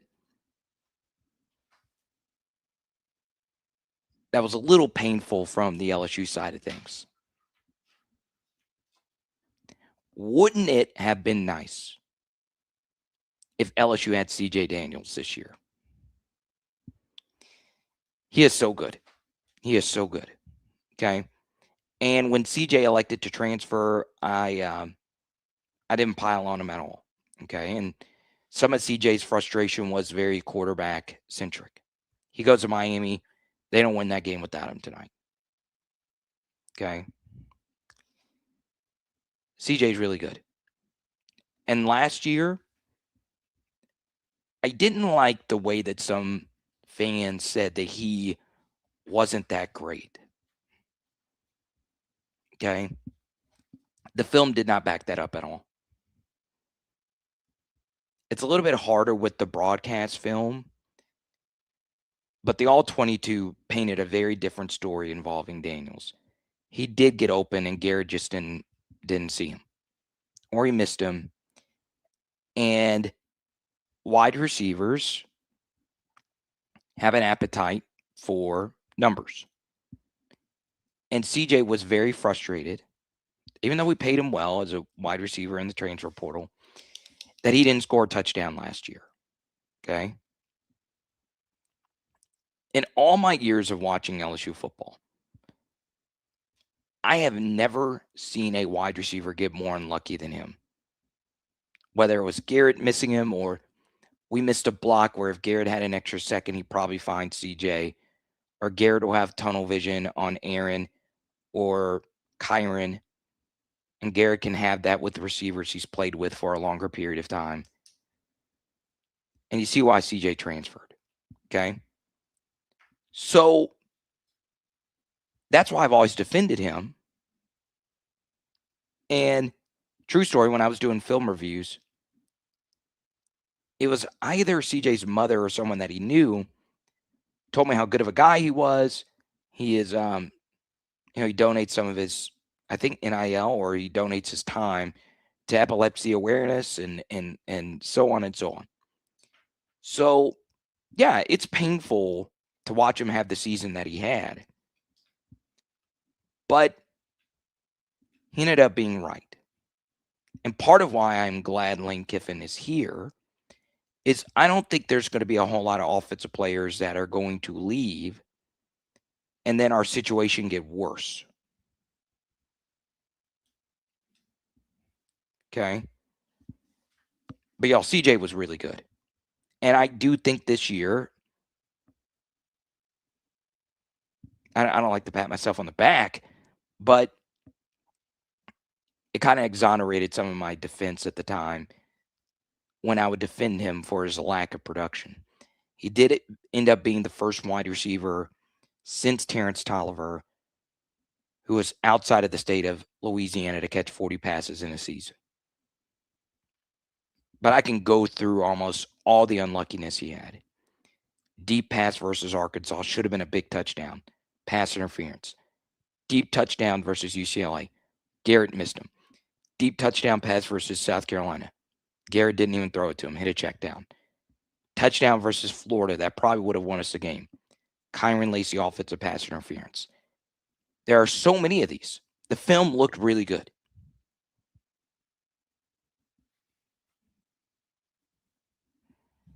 Let's go to Doug. Lane Kiffin would have won that game. All right.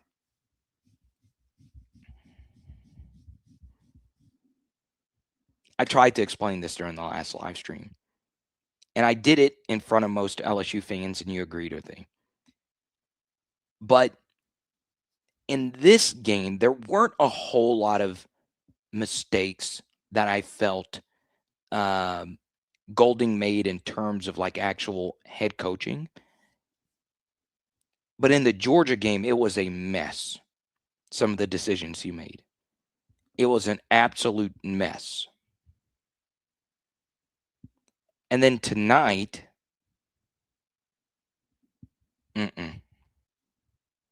it's tough being the play caller and actually being the head coach. I also think head coaching is harder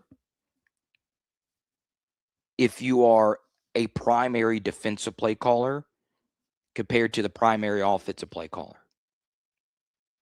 Elko did it this year. He was a defensive play caller. And it worked for them. And it could work for Ole Miss next year with Golding.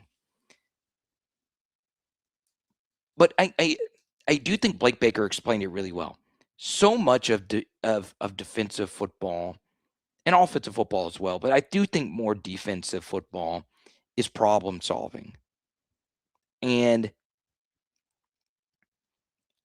on offense, you can dictate things, right? If I'm the head coach and I'm trying to figure out what are some of the defensive adjustments I need to make based on what they're doing offensively, and then I have to figure that out during the course of this game while also paying attention to offense because I'm the one that makes the fourth down decisions, it's really hard to manage that. Whereas if you're the offensive primary play caller, you already have in your mind what you're going to do on fourth. Okay.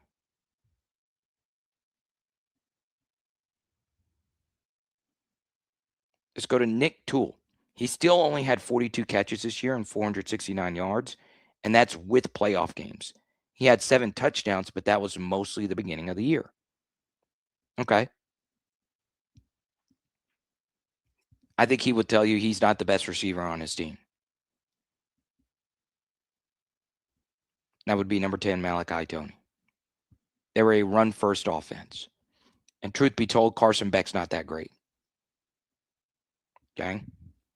So you're right. His numbers weren't that much better this year. But he was good. And he actually scored touchdowns. Okay?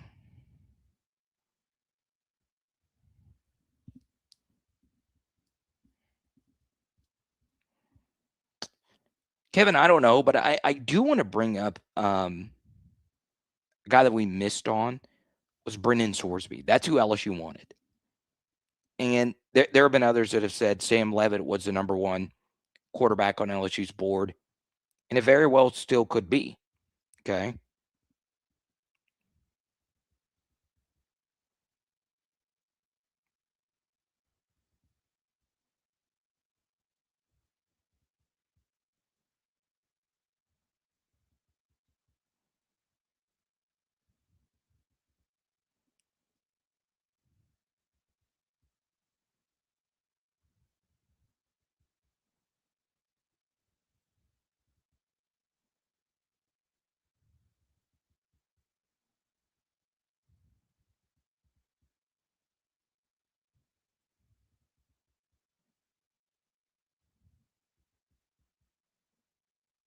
Let me see here.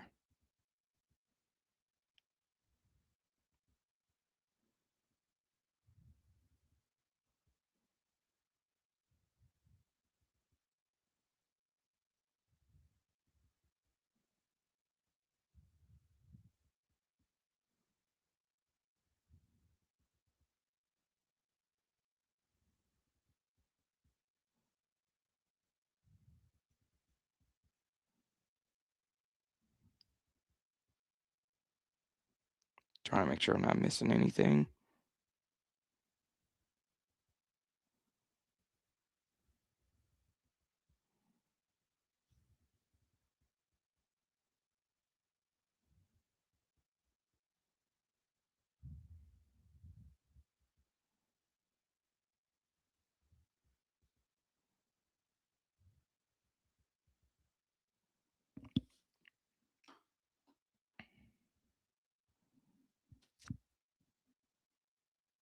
Top 3 sports media guest here.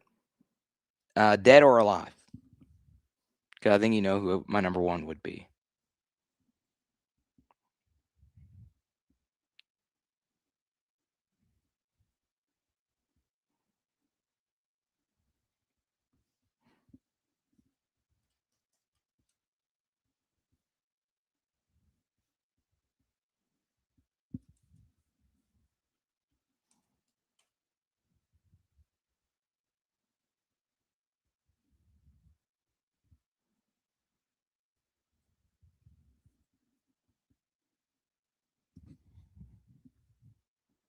Oh, so they have to be living?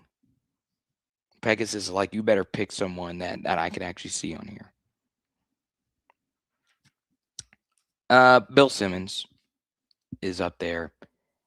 Let's see, 2 other media guests. Media. Tyron Matthew does a podcast now, and he was on Netflix. So Tyron, I know that's not what you wanted though. So yeah, Bill Simmons. Let's just go Bill Simmons, number one. How about that? But honestly, sure, Dave Portnoy.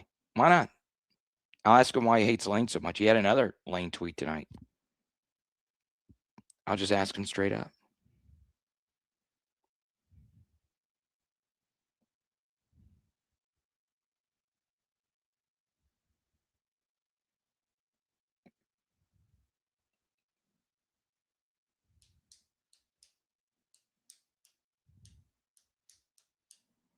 Dude, Mario Cristobal, he's getting a lot of love tonight. That defensive timeout, though, was not great. Sorry. Ooh, Mike Patrick would be good. But he's no longer with us. There's a Tyron counts. Okay, Tyron Matthew, Bill Simmons, and I'll let you pick the final one.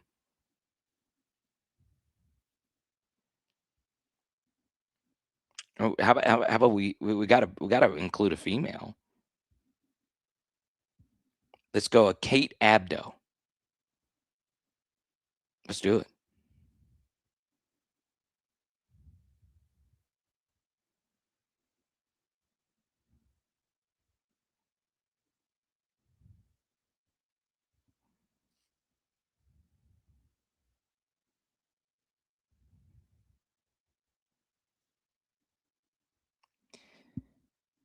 Let me give you one sleeper name to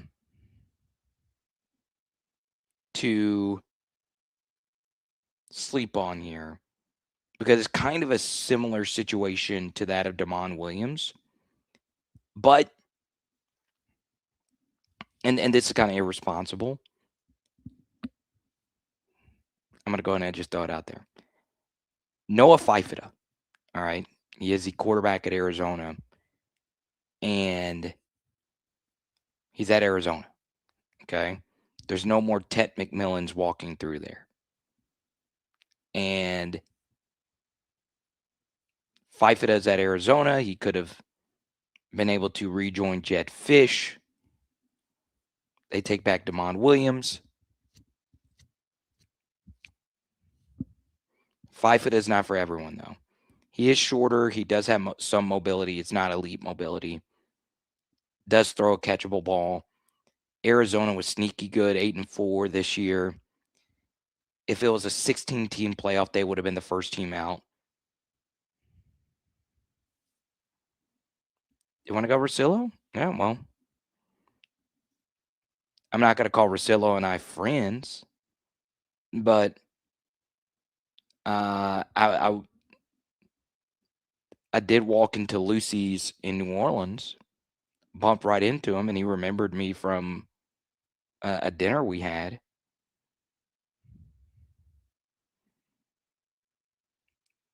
And by the way, Russillo picked up the tab.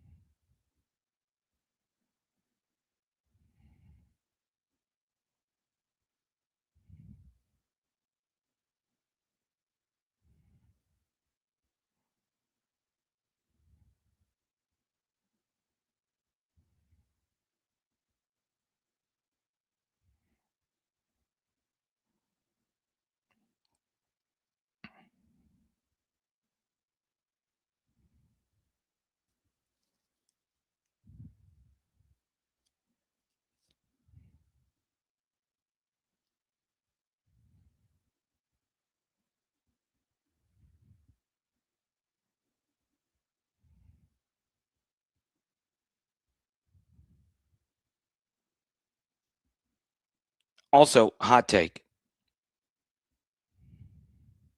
I want to pull this up since it is so late, and we start diving into different sports.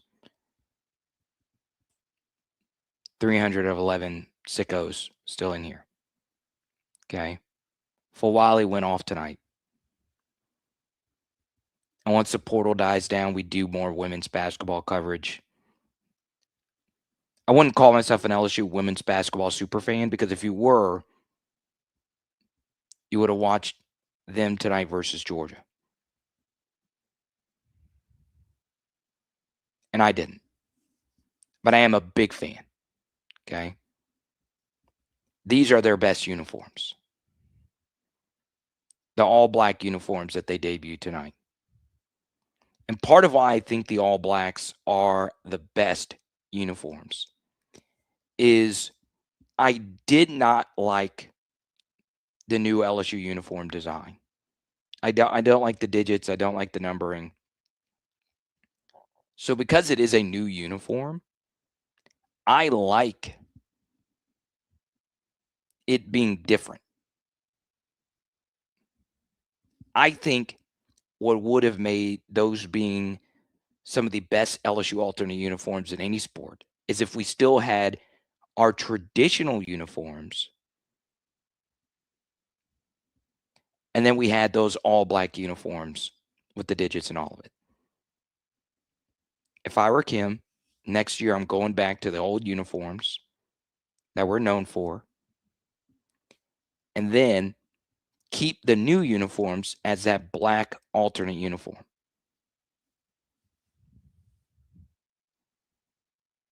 Okay?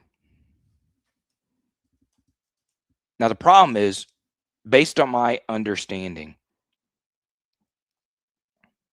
for Noah Fifita, is that it's still a situation where he just signed something again with Arizona. So I don't know the full thing.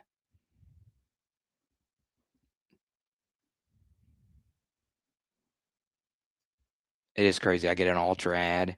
These are the only shoes I wear now, are Ultras. Kind of want to buy these. Google knows you too well. 29 touchdowns, 6 interceptions, 3,228 yards, 71.2 QBR. Noah Fifita. Crazy.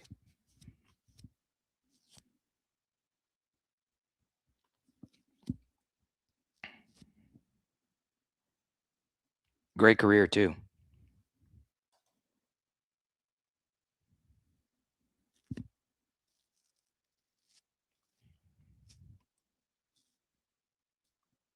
It would also make sense for him because he's been in such a,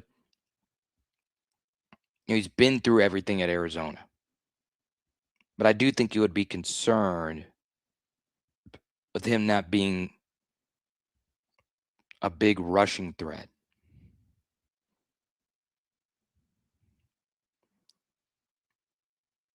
He also switched to Uno. I don't think number 1 is a quarterback number. I just don't. Okay.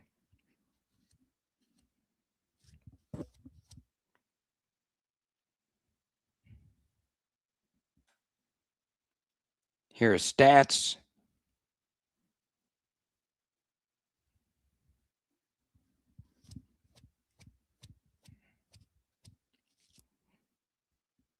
Okay.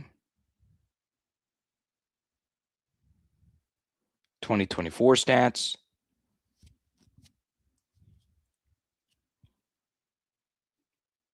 '23 stats. So the fact that he improved this past season with no Tet McMillan is pretty impressive. Okay.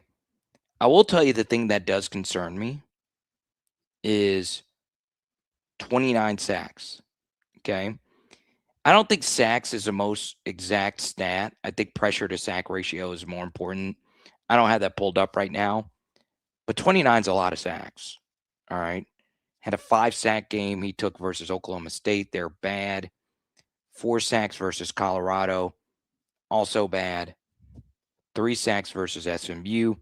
It's a bowl game. So it's not the worst sack numbers. 29, though. Yeah. But you do see. Actually, no, that's his touchdown numbers. Oh, wait, no, they're the same. That's where I got confused. Only 6 picks. Only 6 picks. And he beat Brendan Sorsby.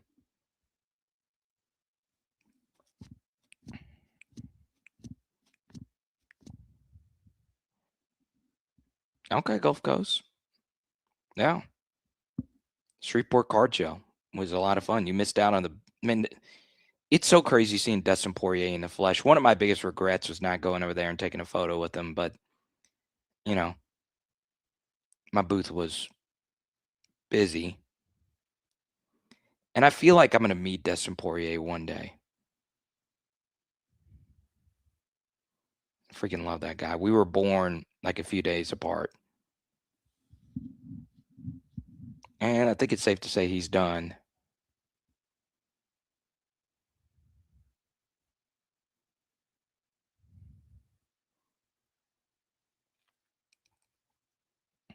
A little bit more with his life than me.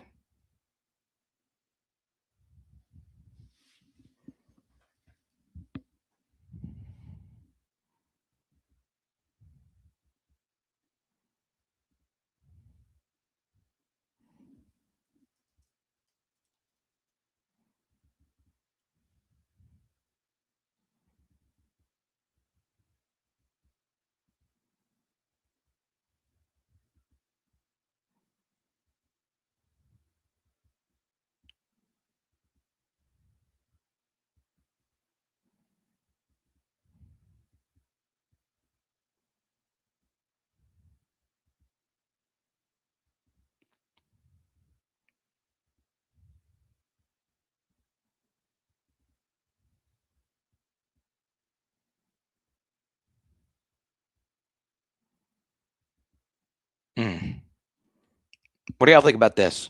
I kind of feel like just streaming all night. Y'all down? I want to go all night? I do not mind. You got to be a sicko to get down with some of the stuff we're about to talk about, though. Let's go to B. Walker. The SEC's grip on the sport was already gone, but tonight triple confirms it. Miami just physically looked way better than the last SEC team standing. And the SEC won't have a team playing for it all.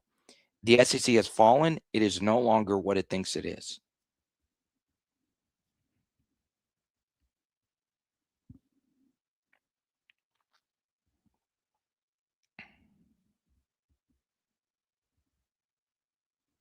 That's cool, Nick. Tell him he needs to come on PHL, and that I didn't get a chance to meet him. He would make my life a lot better if he wanted to still jump on the show.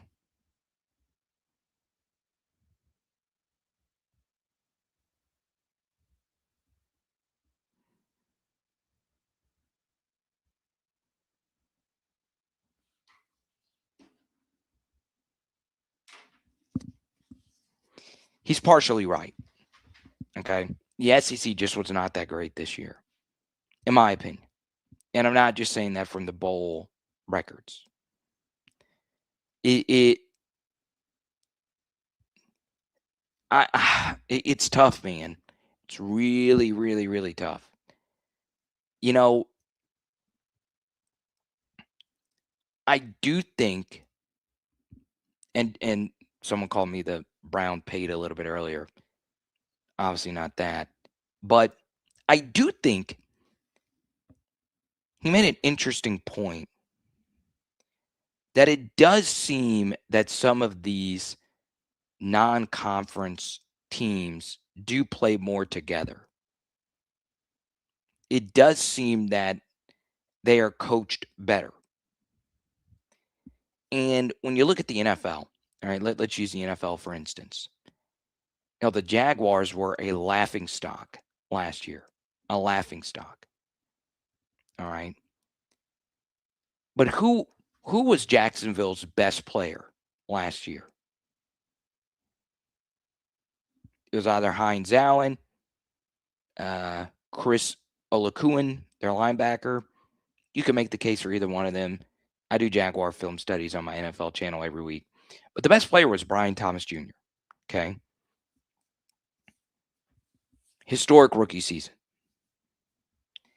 But what happened to the Jacksonville Jaguars? Well, they used their first round pick on Travis Hunter.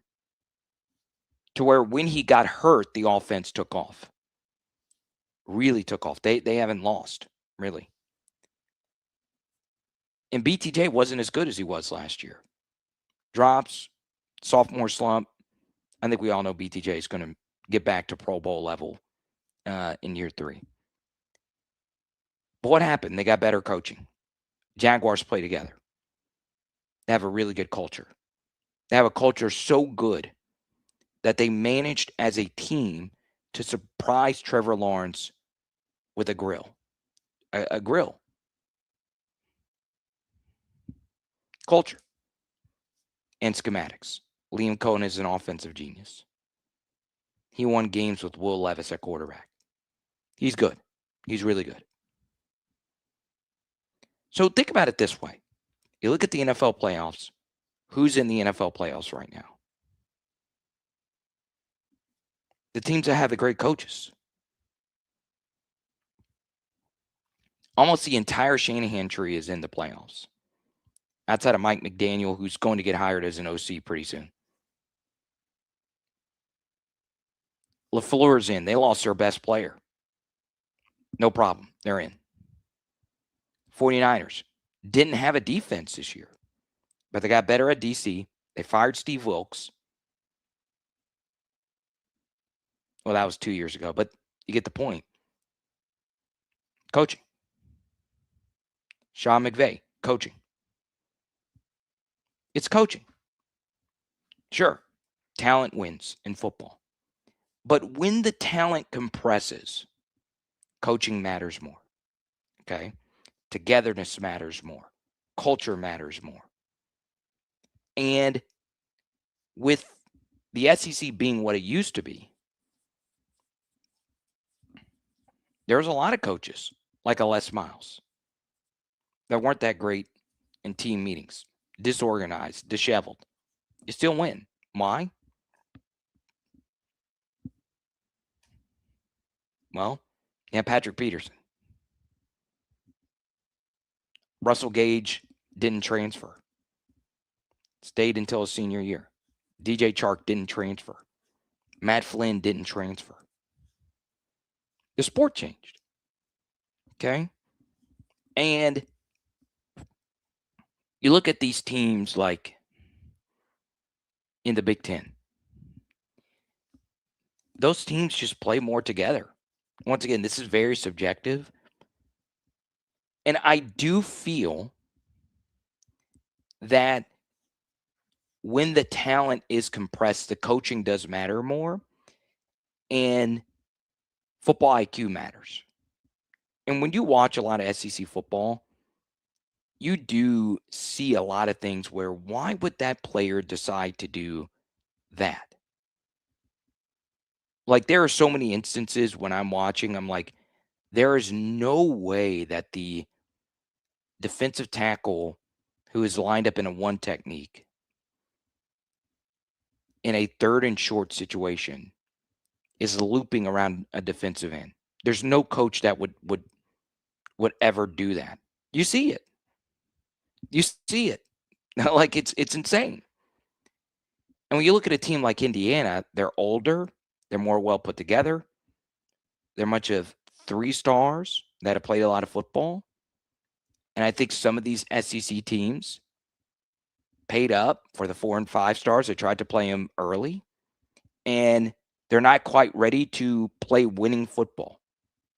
They're still playing high school football where they can just out-athlete everyone, where the little things just don't matter. Okay? Yeah, well, subscribe and come back. We'll be live tomorrow. Actually, we won't be live tomorrow. I lied to you. Unless y'all want to do a post game after Indiana, Oregon. We could do that. Okay? But why do you think Lane won? Lane had a worse defense, talent-wise, this year.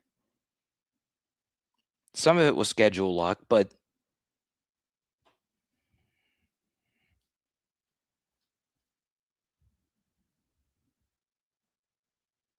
now, am I saying that the SEC doesn't have good coaches? No. But you want to know why Clark Lee won big this year? Because he surrounded himself with great coaches.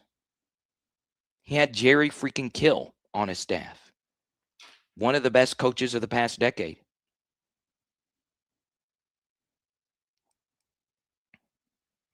South Carolina made a really bad offensive coordinator hire. It was a buddy hire. They weren't as good. Oklahoma hired an OC that was very young. And the list goes on and on. Stoops wasn't that great. Florida was a mess. Napier was just bad. There's just not many teams in the Big Ten that has a head coach calling their plays over a 5-year stretch and it never working and you not changing a damn thing. Okay. Alabama's coaching has gone down. Can't run the football anymore. Auburn's had mostly bad coaching. I'm not saying the Big Ten has perfect coaching, but let's take a look at it this way. How many SEC coaches coached better over the past 2 seasons than Brett Bielema? How many? You tell me. You tell me in the chat right now. How many SEC coaches were better than Brett Bielema this past 2 years?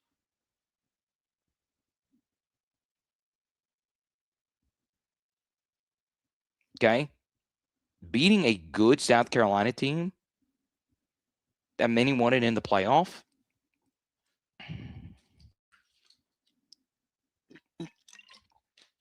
And then beating a solid Tennessee team. And they controlled a good portion of that game. Bielema's actually good at coaching football. Well, why didn't he work at Arkansas? He did. He just didn't like recruiting. He is a better fit for a Big Ten team where you're not going to have as much talent, but you're going to recruit a lot of guys that are 3 stars that know their roles. And I highly recommend you go listen to the paid podcast. He made this point. But you guys know I've always been a big Bielema guy. Okay? It's coaching. All right, here's another example of this. I've gotten a lot of stuff wrong. When it comes to coaches. But the only thing that I stood 10 toes down, I'm talking about my size 10s, literally, I took my shoes down, took my shoes off, dug my toes into the concrete. So when you think of the phrase 10 toes down, I've been burned at the stake for the take of defending Gus Malzahn at Auburn. Every year this dude was in the hot seat. Every year. Every year. I'm telling you right now, if a guy almost wins a national championship with Nick Marshall at quarterback, he's good. I'm not trying to lose that guy. I'm sorry. Nick Marshall. He was a defensive back.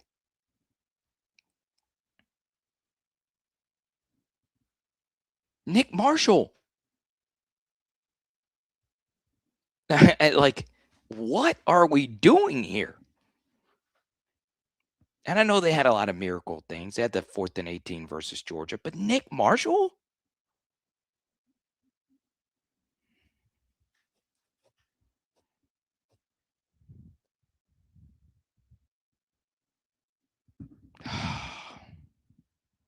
Let's go to Gulf Coast. Who's my favorite quarterback to watch in the CFB and the NFL playoffs? Okay. I'm wearing my Tyler Shuck shirt. Tyler Shuck's a friend of the channel. Did a great interview with Pardon My Take to let the Barstool folks know I don't hate them.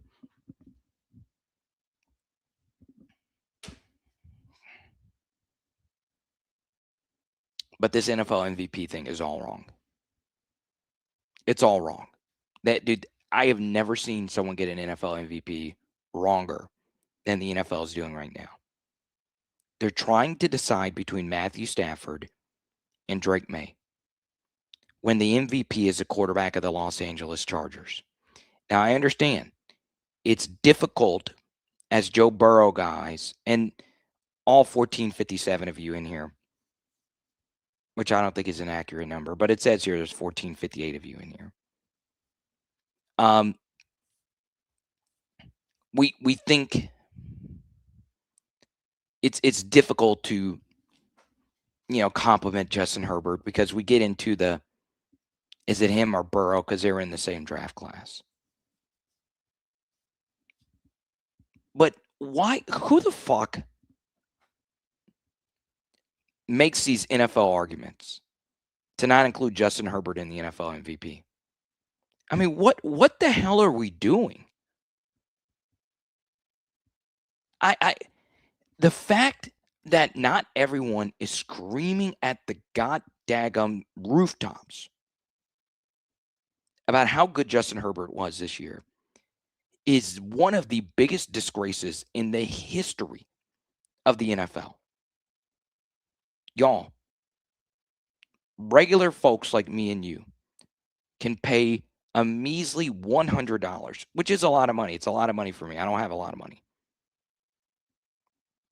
Okay. I'm very fortunate I get to make ends meet. I don't make big money. But what the and it's 12:51. If you don't like cursing, I'm getting into cursing mode tonight. By the way, Donovan, I'll pray for you, but Donovan's an actual preacher. If you tuned in 2 hours ago, he just texted me saying he will pray for anyone. But I got to get into cursing mode now. I cannot believe I'm doing this. Justin Herbert lost both of his offensive tackles. They're good too. He has the 31st ranked offensive line when it comes to run blocking. Okay. And normally, offensive line rankings in the NFL, you can have a bad pass blocking offensive line, but a good run blocking offensive line.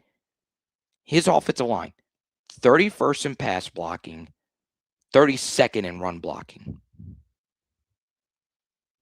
What the?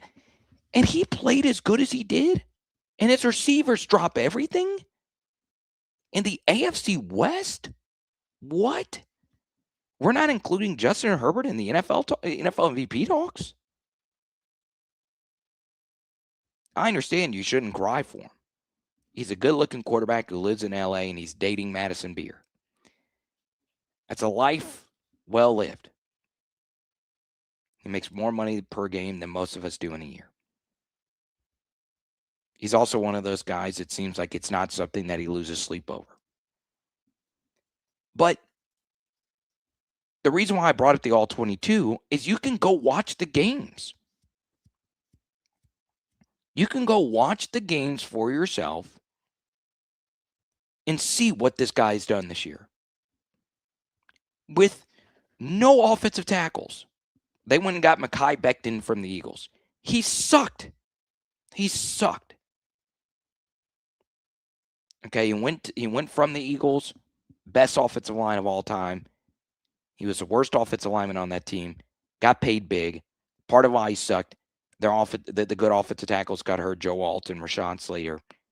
And all this guy did in the AFC fucking West is take them to the playoffs. And they don't have the audacity to include this guy into the NFL MVP talks. It's crazy to me. Crazy. Okay? If we're going to use the word valuable, all right, which is very subjective, it's not a shame if Matthew Stafford or Drake May wins it. It's not. But damn it, dude. And I don't do a lot of Charger breakdowns. I don't do any Charger breakdowns. My big NFL breakdown teams are the Commanders when Jaden is playing. I don't do Commanders breakdowns anymore if Jaden's not playing. Because it's too depressing. You guys know how I am about that. I do a lot of Jaguars, Saints, and I'll do a couple of Patriots have done well.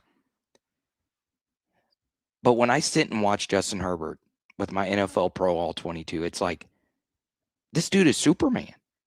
Now, this is nuts. This is nuts.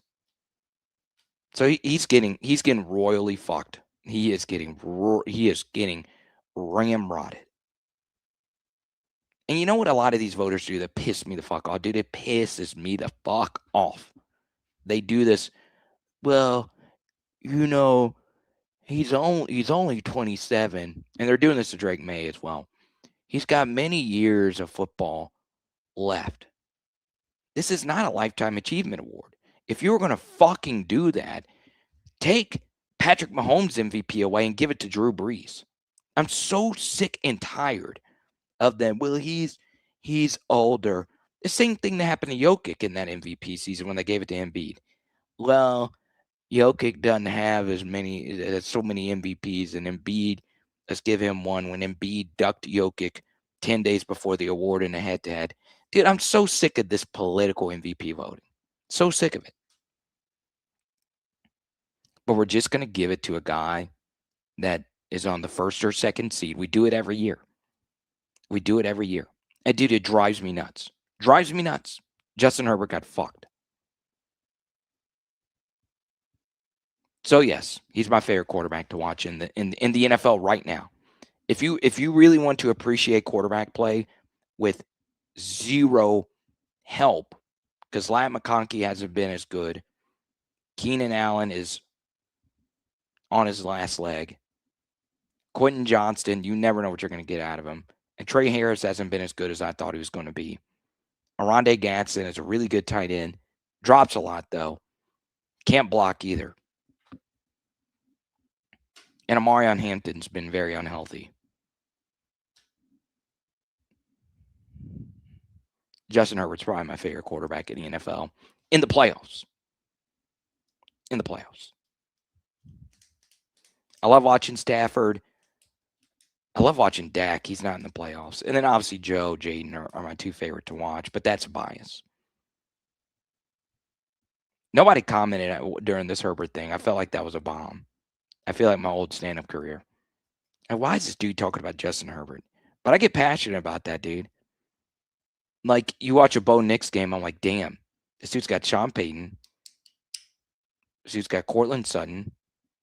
He's got R.J. Harvey. He's got the elite offensive line, elite defensive line. Shout out Jamar Cain and B.T. Jordan.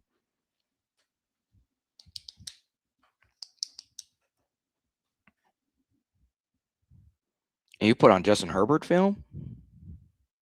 Seriously, go watch him.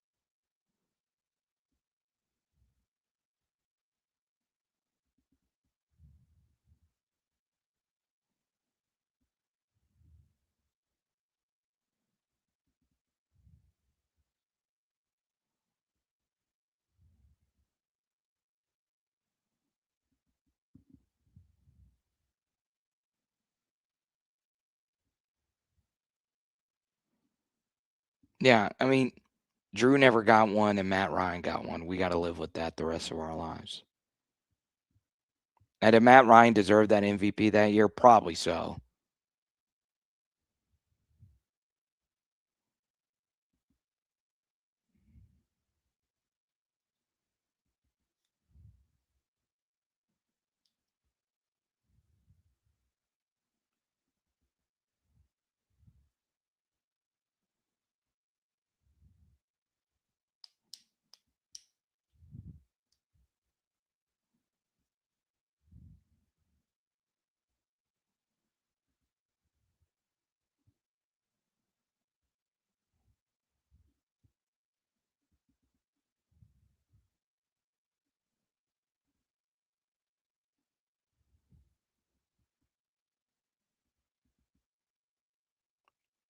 With Miami beating Ole Miss, the SEC finishes 1-8 against P4 teams in bowls, 0-3 in playoff games against other P4 teams, and doesn't get to the title game for 3 straight years.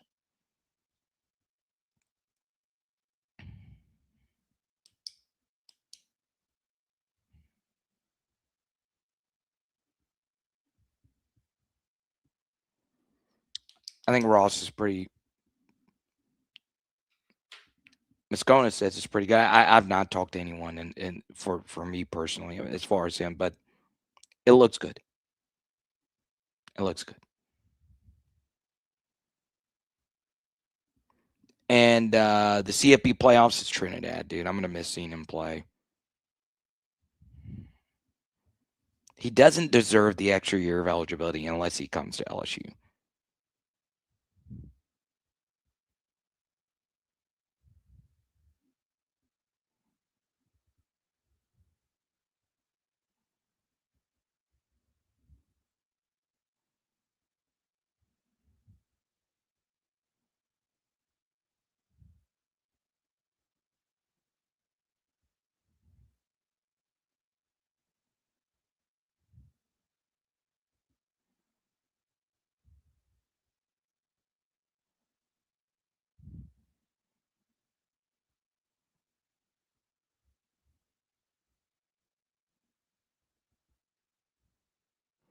You know something? I highly recommend though. Like, I really do mean it.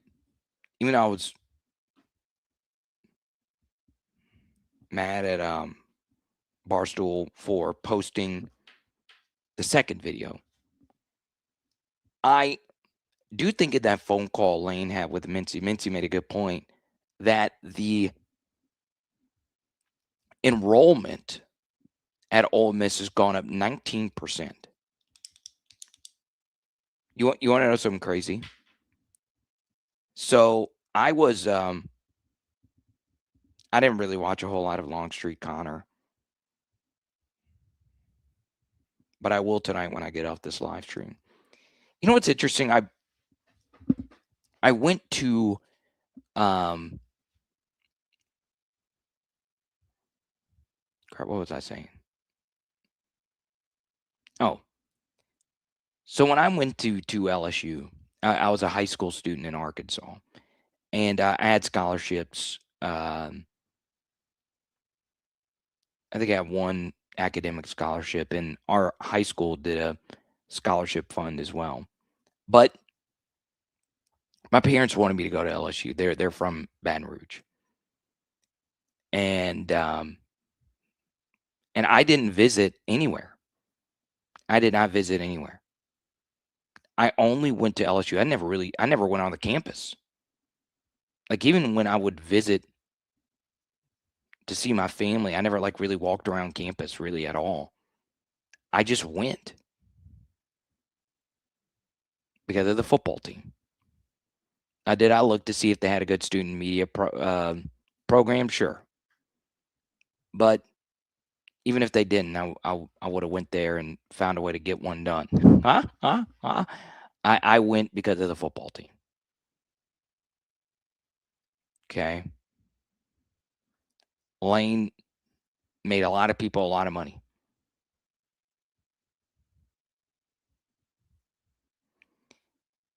Which is why head football coaches in football are underpaid.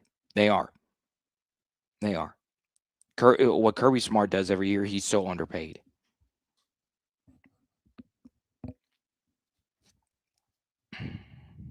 Hell yeah. Who is my favorite QB for LSU right now? Well, we don't have anyone on the roster. But my favorite out there, well, it's Levitt. Until he signs, I'm not going to. I'm not going to give up.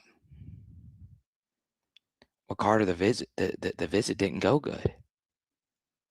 So I don't care.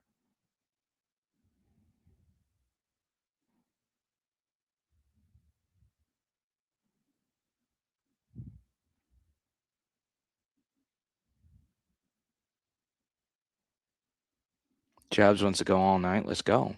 It's a good photo, Chubbs. Is that Mario hat? Love it.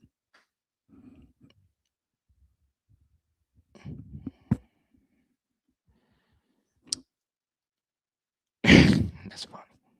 Yeah, I don't know.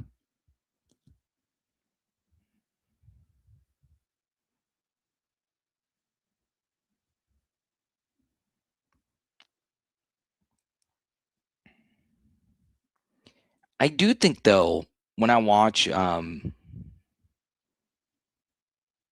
this is just subjective, I do think this one is a little bit different.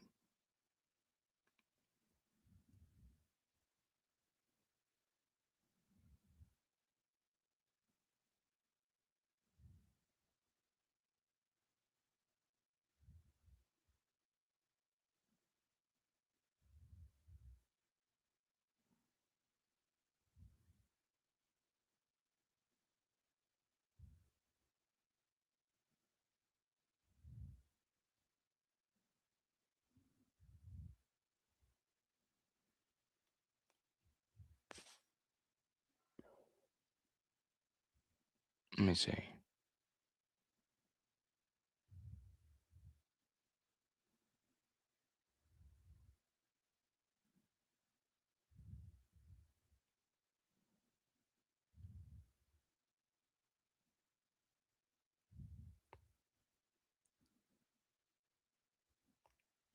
Yeah, I just, I do think,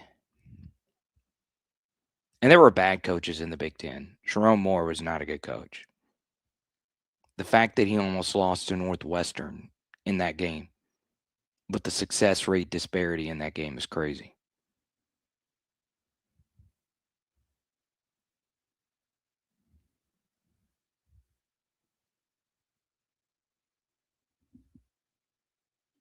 I do think also, though, if it's Kurt Cignetti versus Mario Cristobal, that would be one of the biggest talent discrepancies between head coaches since Saban and Les playing in the Natty. So Cristobal tonight, his team dropped 4 interceptions. They had 10 penalties. Burned a defensive timeout in the second half of a close game. Still gave up the first down.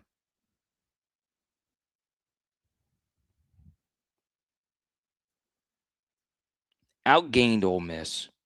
Huge time of possession advantage. And it still took a miracle final drive to get it done. It's still crazy that they almost lost that game. All right, we got one final break. I do need to,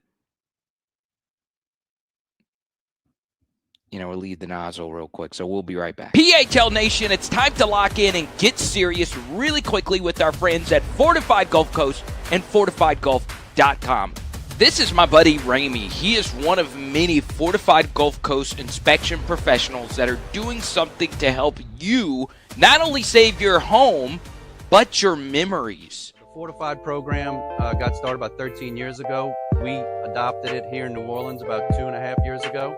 It's a more advanced way of doing the roof. It adds an extra layer of protection, whereas even if a hurricane was to pull the shingles off this roof, water will still not get into the house. So yes, your establishment is important, but what about the things you can't replace? That family scrapbook or that painting that's been handed down from Meemaw to Papaw and to you. It is important to protect that today with Fortified Roofing. And while this seems like a priceless asset, did you know it can actually save you on your homeowner's insurance up to 37% if you are in South Louisiana?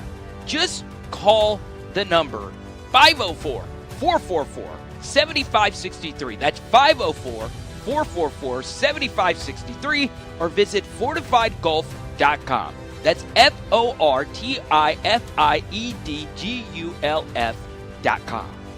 Let's go. Are you missing that sweet swing?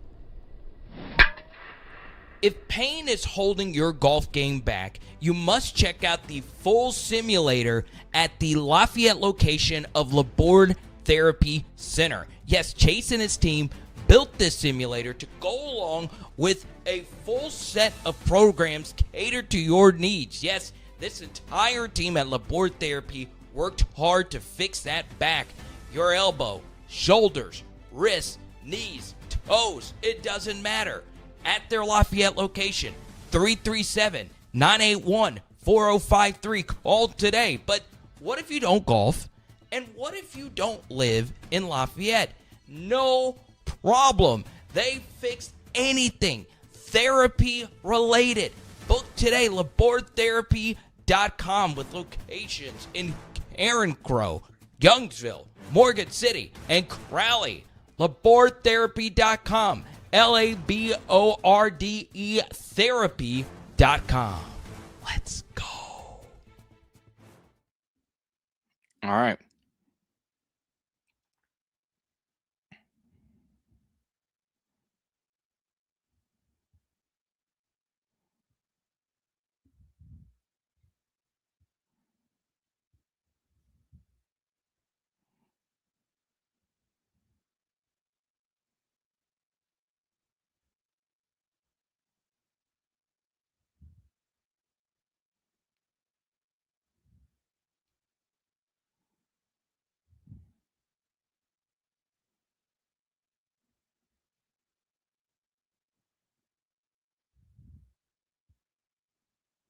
Kirk Herbstreit says SEC stock is down these last couple of years and the Big Ten is way up.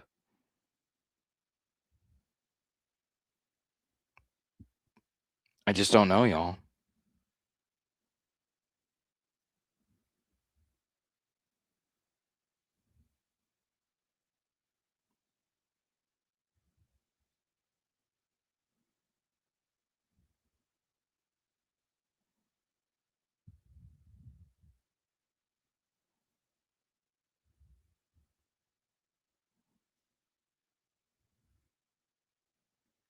It's still crazy to think the SEC won 16 of 17 national championships from 2006 to 2022. And the Big Ten has a good shot of having 3 different national champions.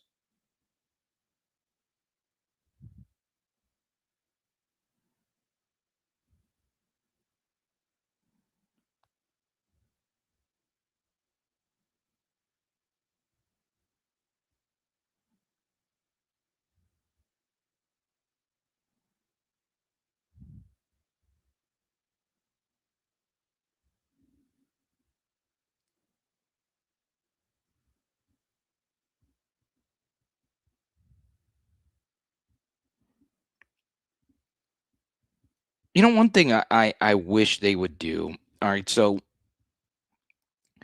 you know, one guy that had a bad night tonight was on social media, and it doesn't mean anything in the grand scheme of things, but Matt Austin. So he's a rules official that's in the booth, okay? And he was getting absolutely destroyed, okay? Because the viewers felt he was agreeing with the calls on the field, okay? And I wanted to include this shout out. I went for a good chunk of the game. I never do this, but I actually watched the first 3 quarters at a friend's house. Okay. Shout out to Alan. I appreciate the company. Needed to get out of the house after the 3-day fast and doing all this portal stuff. I did felt I was kind of rude, though, because I was checking my phone for portal updates. And I hate going to friends' houses to watch games because I just get so intense. But food was good, though. Guy owns like a butcher shop. So I was like, okay, I know the food's going to be good. But literally, it was good times.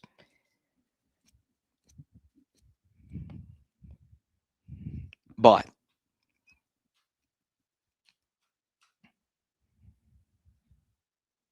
no. The need to agree with your own kind is something we just need to leave in the past. The need to always agree with your fellow referee that's actually out there doing the dang thing. You don't need to do it. And a lot of people are criticizing Matt Alston. He was flip-flopping based on the referees on the field. Okay?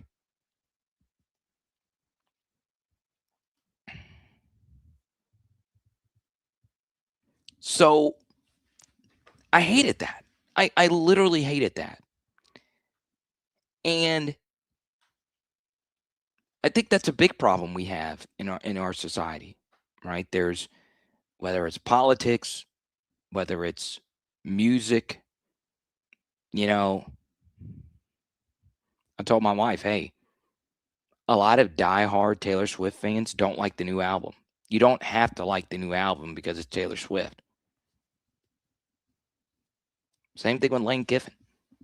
You don't have to like some of the things he does or the decisions he makes. You don't have to. You don't. You don't always have to agree with your folks. I understand it's different for Matt Alston because, most of you that are watching this right now, even if you don't have good football knowledge in terms of X's and O's, or if you don't know what a flood concept is, or any of that, you'll get into the trouble of, or excuse me, you're not as bad as like the normal regular fan. I would say probably a good third of people that sit and watch college football, the thing that they bitch and moan about the most are the referees. And I'm always weary of those people. I don't like talking football with those people. Sure, there are some referee calls that you're like, okay, that was the thing, right? Obviously, we all know what I'm referencing, but so I get Matt Alston being sympathetic to the referees. And I also think he defends them because he knows how visceral the people can be towards referees. But man, if you disagree with the call on the field, just disagree with it. That's all you got to do. That's why I think Dean Blandino is really good at this. Okay. But I highly, I feel like I do a pretty good job of this, but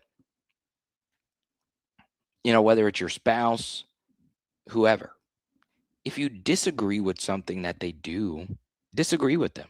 Let them know where you stand. If a Republican or a Democrat said something and you're a Republican or a Democrat and you disagree with them, disagree with them. Not everything they're going to do is right. Not every artist you have is going to be a great musical artist. Let's go to Yusha. I actually wore my Lazio shirt that you gave me a few nights ago. Oh, you went to the Rangers game tonight. Lazio Club NYC, happy birthday to your favorite Serie A club. Oh, it's Lazio's birthday today. Shout out Giorgio. Shout out Lucas Leiva.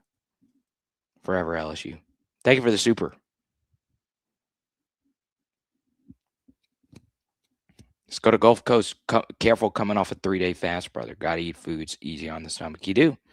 So I actually came off the 3-day fast, not last night at 10 p.m., but the night before at 10 p.m.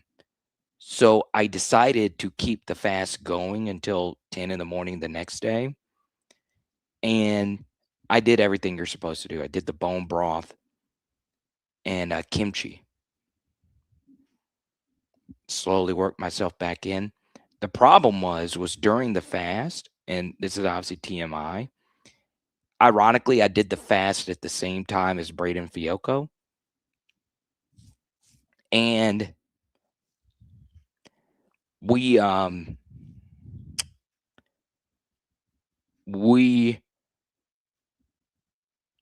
I learned a lot. I learned a lot about myself.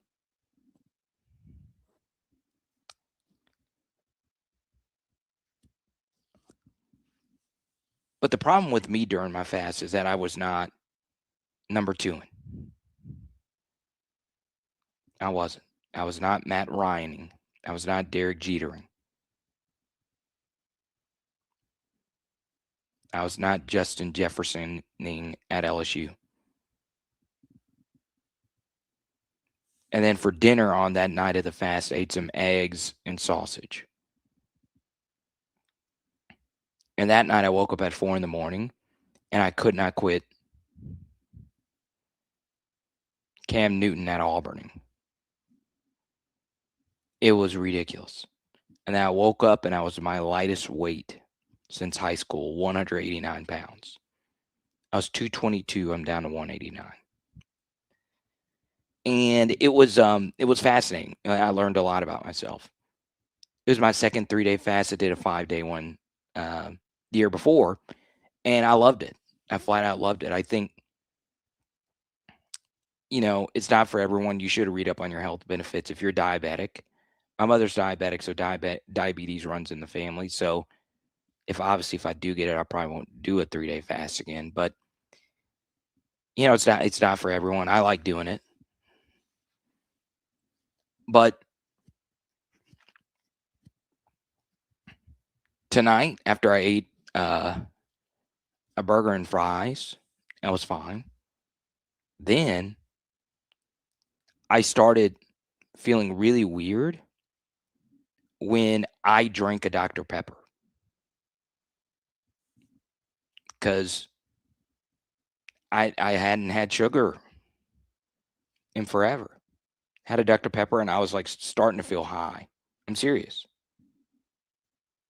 And that is why tonight I'm swearing off any non-zero sugar sodas. And I don't know if I'm going to do any other sodas that's not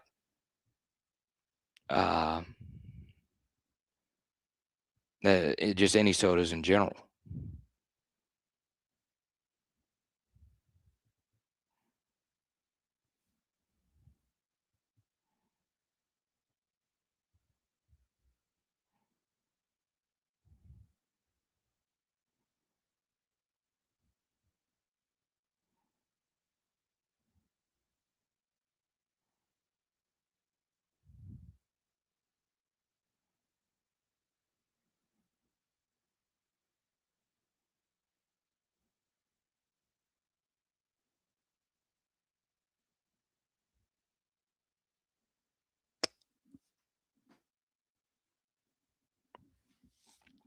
Everybody welcome Ruperick, LSU. I'm going to be very mad if this isn't your dog.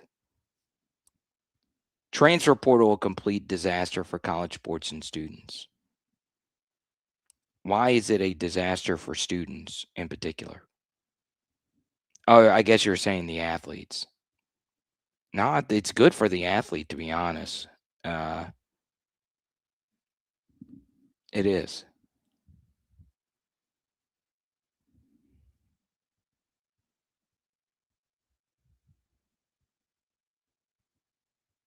But yeah, it's late. You guys can ask me anything, and then it is about time for me to skedaddle.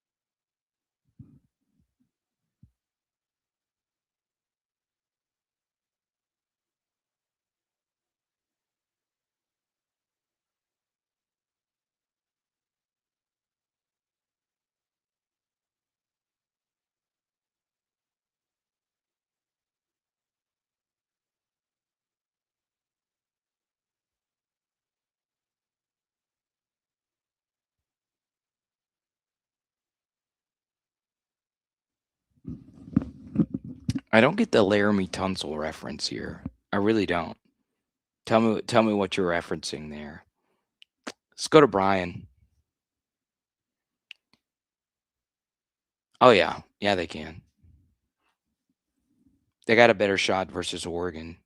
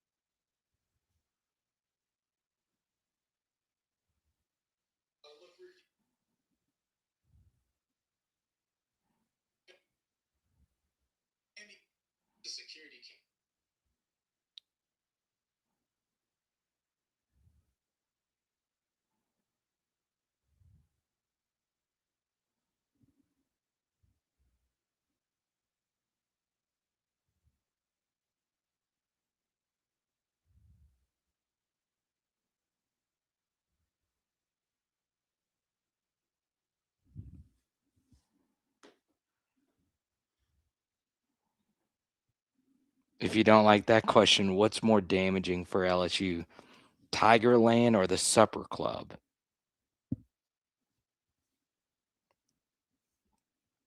So I've never been to the Supper Club before. Oh, okay, I get it. I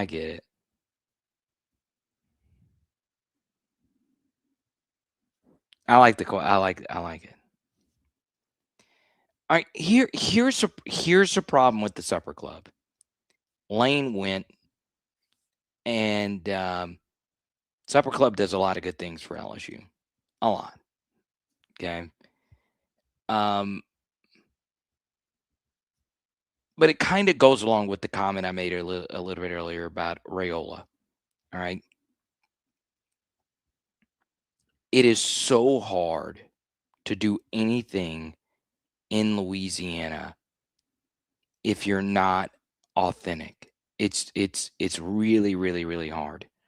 Okay. I don't have a Creole accent. I don't have a Louisianian accent. Okay. If I'm it to placate to my audience, for me to start doing that, you don't want that. You would know it's fake, all right?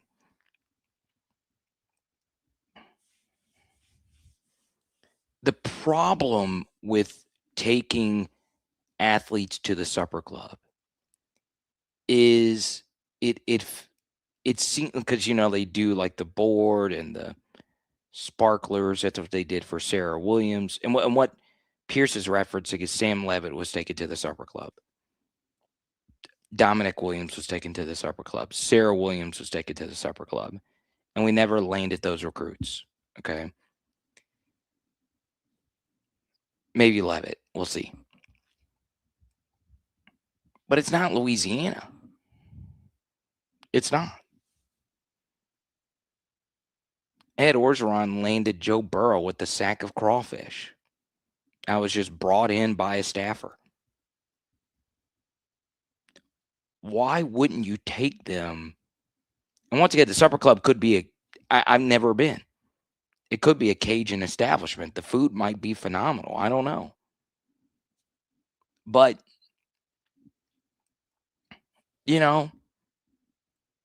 take him to Sammy's. Take him to, and obviously Phil's is where a lot of people do go. But, I know this place kind of doesn't get talked about. Take him to Acme. Take him to Paranes. Or Paranes. I've never been able to pronounce it correctly. Have them eat something authentically Cajun.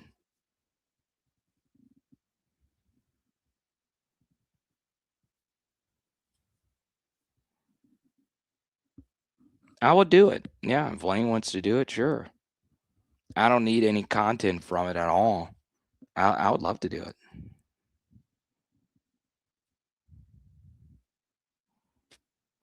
But yeah, it's nothing against them though.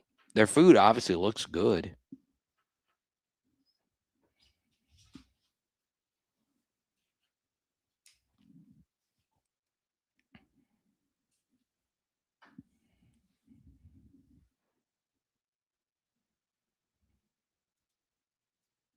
That's funny. God, dude, Pegasus is my guy, man.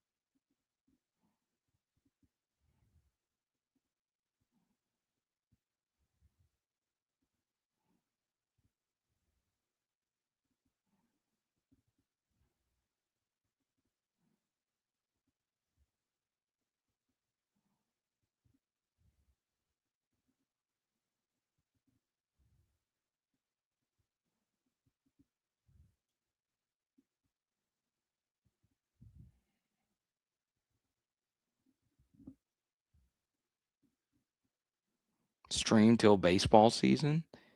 What is that? February? I did see we're the number one team in the country. I know Jay Johnson probably doesn't like that, but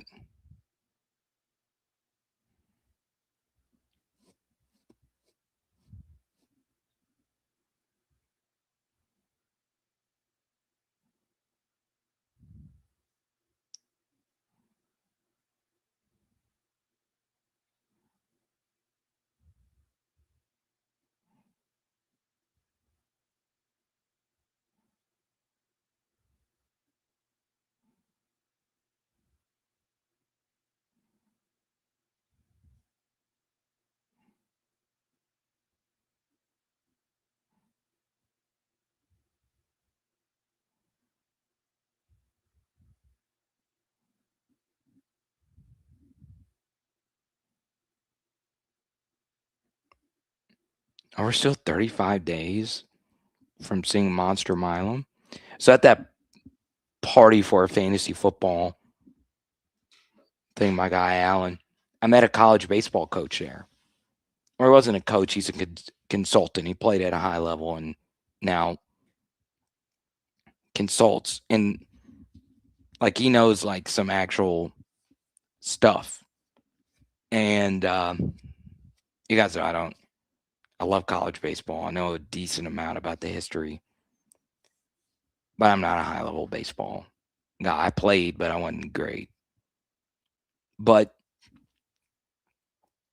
man, dude, I'm so happy Jay Johnson's our coach. But Monster Milam, dude. I asked him, I was like, hey, who's your favorite current college baseball player? He said Monster Milam. Monster Milam's just that guy, man. He's so freaking good, dude.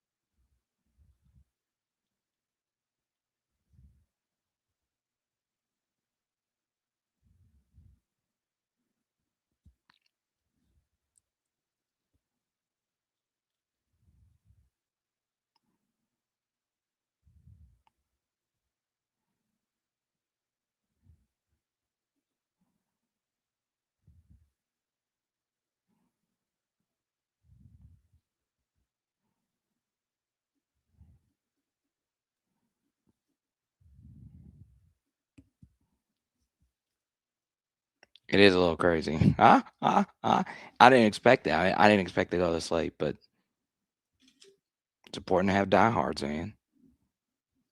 Having a good time.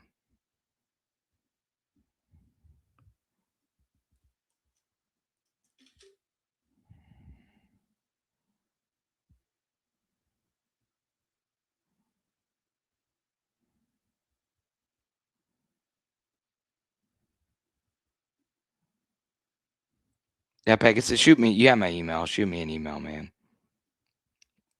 I want to send you a Real Madrid card. I know you've turned down my cards before, but you're going to get them. You're going to get them. So one of my buddies who was trying to do some sports media stuff.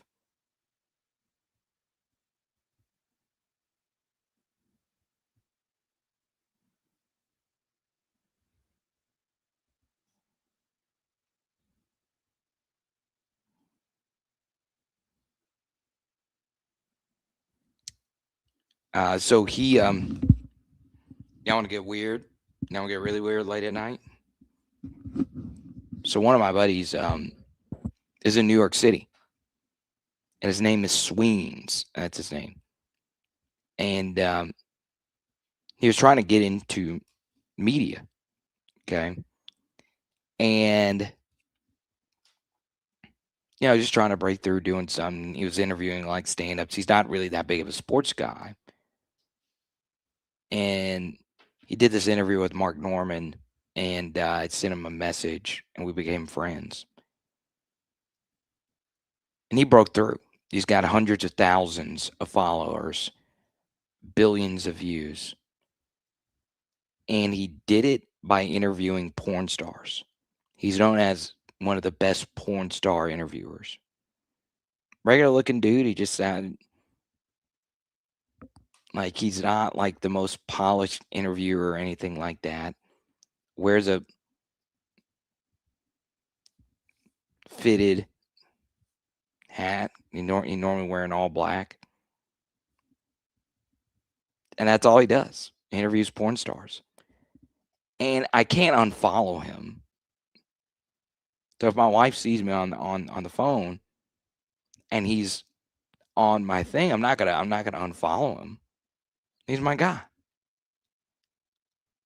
So it's one of those things where, you said there's 200 people in here, and it's crazy to think about. But this whole idea of doing this is crazy. Like I met at this party tonight. I was in this, and it was like just an all guys thing. That's kind of weird to say after what we just talked about. It was an all guy get together. No shenanigans. But I was having a conversation about a guy who was a high school player. He played with Joe Adams, the Arkansas player who got beheaded by Chad Jones. And the guy that got beheaded, the thing that was underrated about the dude that Chad Jones hit was how good of a player it was that Chad Jones almost ended that man's existence. And he was on the field a few plays later, which is even crazier. But this guy's a general surgeon, right? He's helping human beings stay alive. So anything media related, you got to have the craziest amount of confidence. Everybody that does this, even if they're the most humble person on the planet, you got to have an ego to say, people are going to listen to me talk about college football. And they're going to listen to me 218 deep, which isn't a big enough audience. I need to go get a real job, probably. It's hard to make money doing this. But I love it. I wouldn't trade this for it. If they said, hey, you got to stream for the next 14 hours straight for your existence on this earth to remain, I would do it. If the good Lord, were to come down right here in front of my face. So that's a weird thing, because like I talked to Sweens about it not too long ago. And you can check it out if you're into the that kind of stuff, you go. You check them out. Sweens. I think the name of the show is Keep It Basement. That's the name of it. And one of his interviews popped up, and I was like, and I've told my wife about Sweens just so she's not, because like when you interview these ladies, they're not covered up, you know. They're wearing something. They're like naked because you wouldn't be able to post the interviews. But like the thing about it is that is the ultimate instance of where you're doing an interview and nobody gives a you know what about you. Okay. That is the ultimate instance. So it's so important to be good at the questions.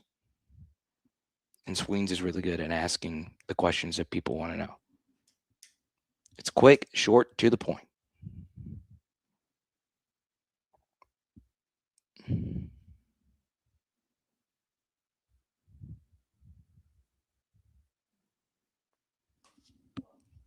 I guess none of you like that rant. It was a way off field.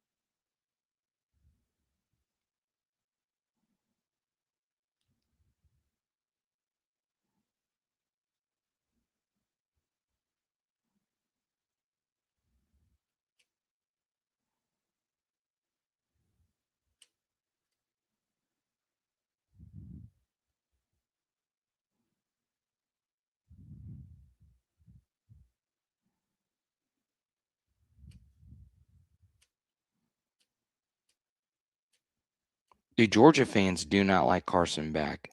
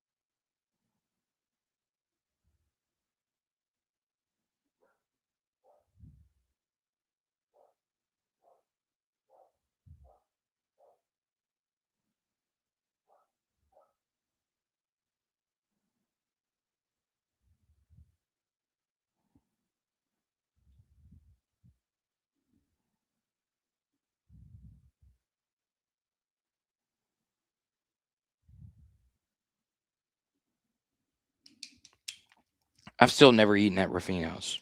Never. That used to be where everybody went when they were in town.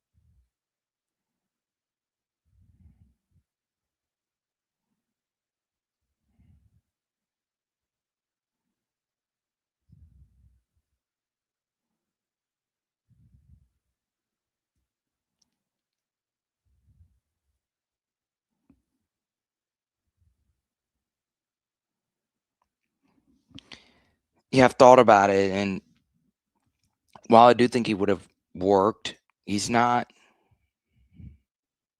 I don't know. I would have liked to have him, but apparently there's some baggage there that I didn't know about. So I don't know.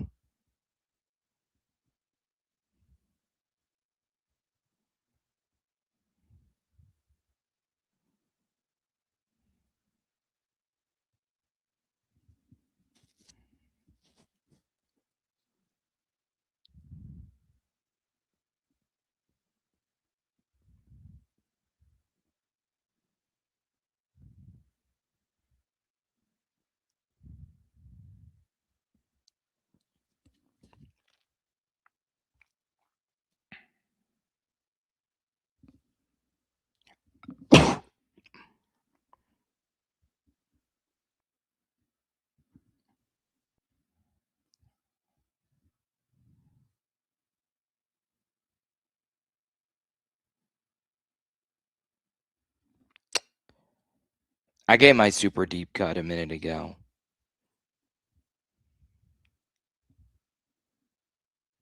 All right, y'all. It's almost 2 in the morning.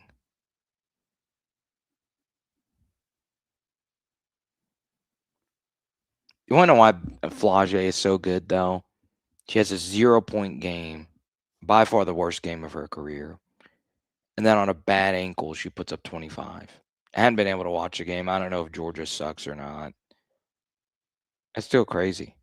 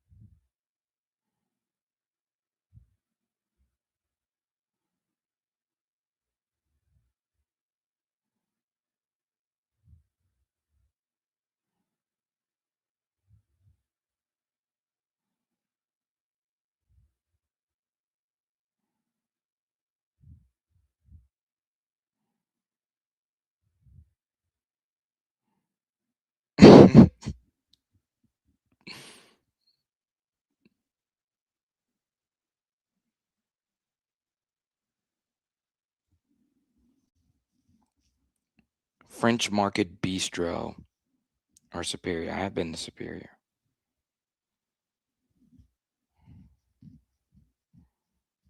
No, I've never been to French Market Bistro. Normally in Baton Rouge, when I'm visiting, I'm just eating at my aunt's house. And then when I was a student, I didn't have the money to go like eat at like fancy restaurants. Like when I was a student, I was eating so much Cane's, so much Raoul's. I also didn't have a car. A good chunk of my time when I was a student, I would eat Cane's, Raoul's, anywhere I could walk to. I did have a group of friends. To be honest, when I did, and this is showing my age, the only place that I had every week for about 3 consecutive years was Rotolo's, because Rotolo's would do $5 calzones on Wednesdays, and dude, they were good. Dude, just $5 for that beauty. It's now $13 to go. If you're eating indoors, you're probably paying $20 because you got a tip.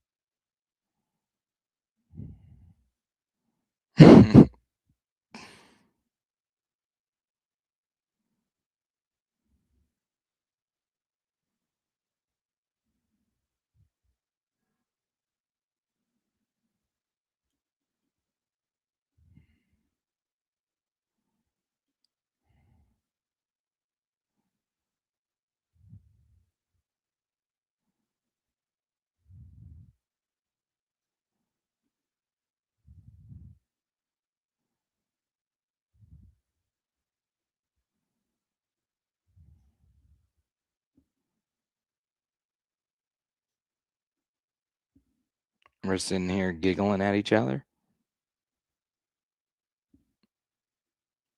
Toki dokie, welcome to the channel.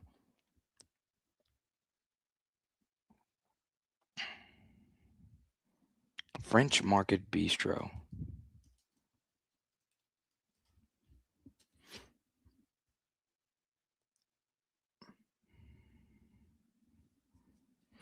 Off Highland Road. All right, let's check out French Market Bistro. I've honestly never been. So is it worth me taking Phil's off the rotation for French Market Bistro? Menu. Oh, it's a nice place. They don't even put the prices on the menu. So this is probably out of my range. I don't mind paying up if it's good. Steakhouse lunch.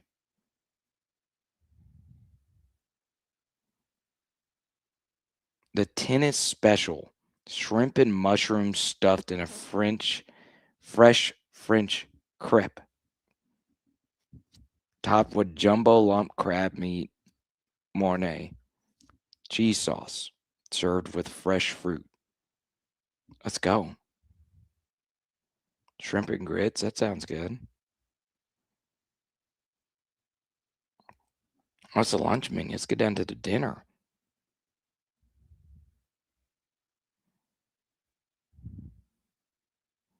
Oh, they do pizza?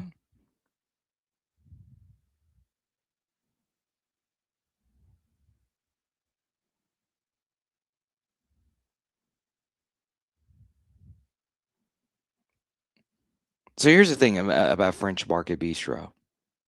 It sounds fire. See if they're hiring. Get a job. Let me put my phone number in.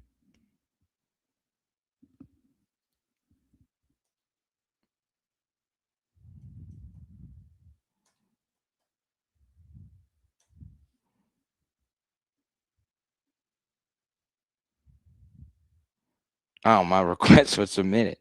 There you go. I might get a job.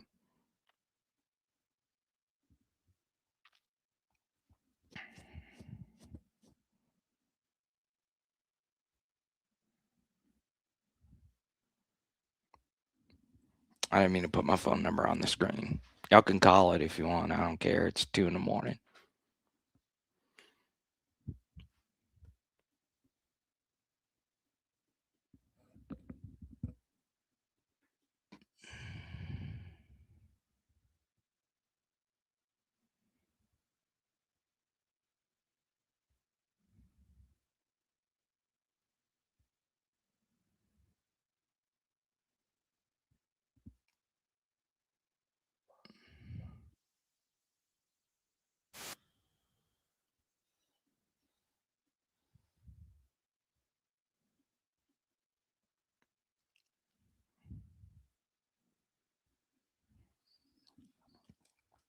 You want to do a little film study tonight?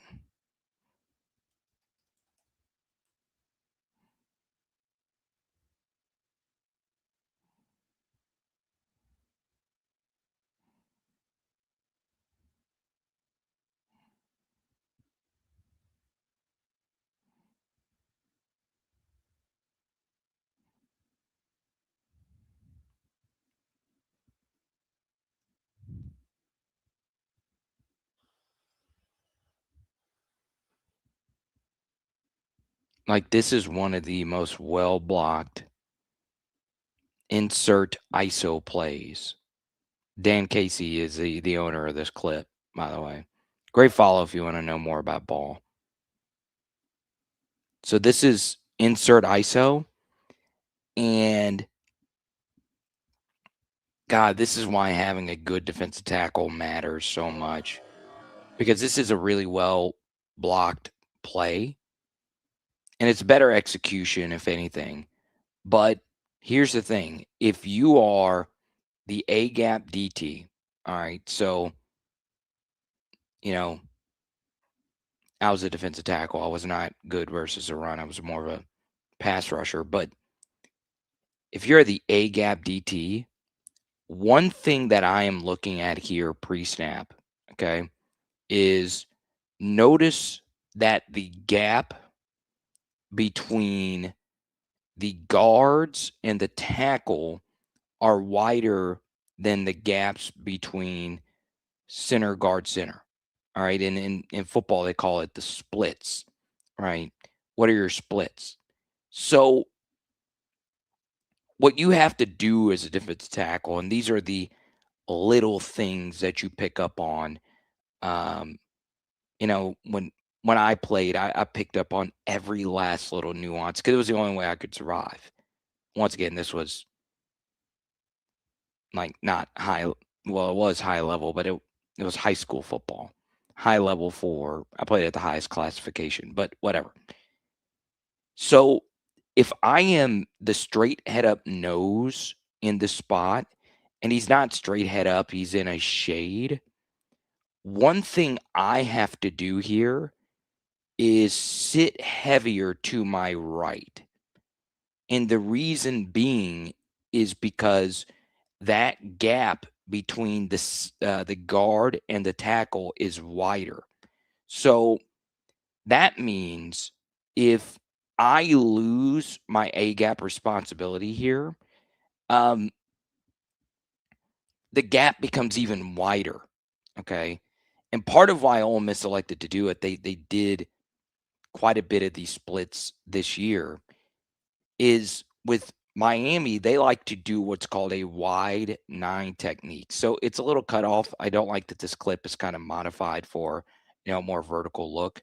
But you can notice here, the left side defensive end or the right side of the offense, the defensive end, look at how wide he is. So if you widen these splits and you're able to increase the distance from the guard in the center, that opens that hole that much wider. So if you play with wider defensive ends and the splits are also wider, we need the play side A-gap defensive tackle to make sure he stays play side of the A-gap. So watch what actually happens, okay? He's there, and his natural movement, all right, this wasn't really anything 62 did. His natural movement got him to the opposite side A-gap, okay? Now, could that have been the call here for him to go opposite side A-gap? It very well could have been, because you could see here off the jump of this play, 0 goes into the B gap and this linebacker's inserting. So that could have been the call, right? But I doubt it. I just don't think that was the call based on this alignment. It could have been. And if the play side 1 technique jumped to the opposite side gap because he was told to, then all of this is for nothing. It very well could have been the call. Okay. But either way, once he gets over here, Look at how 62 turns him, and he's on the ground. Okay. So he falls down. That opens this hole even wider because now you can't cross face to slow them down. All right. So look at how wide this gap is. We could have told you pre-snap that this gap was going to be wide just by the splits. So this is why Lane and Charlie are so good at what they do. A whole lot of teams won't do this, where the gaps between the centers and the guards are way tighter than it is between the play side guard and the tackle. Okay.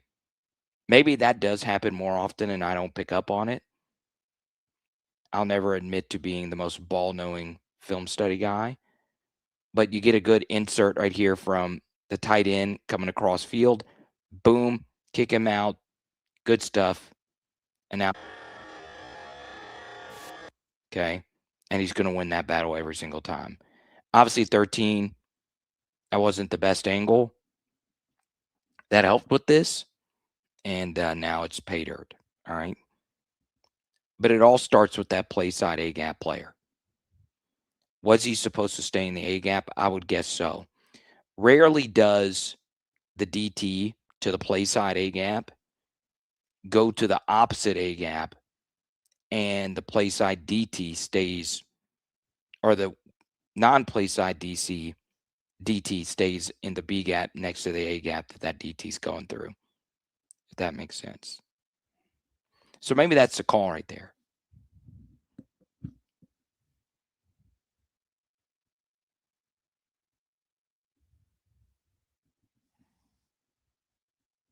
Just finished a sesh? What kind of sesh, Toki Doki?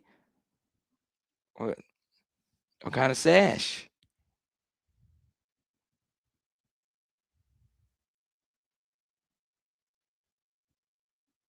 You want some shrimp?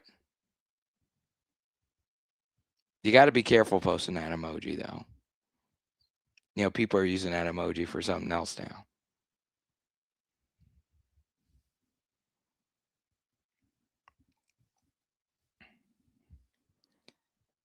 But the more you watch football, the more you do pick up on little things as well.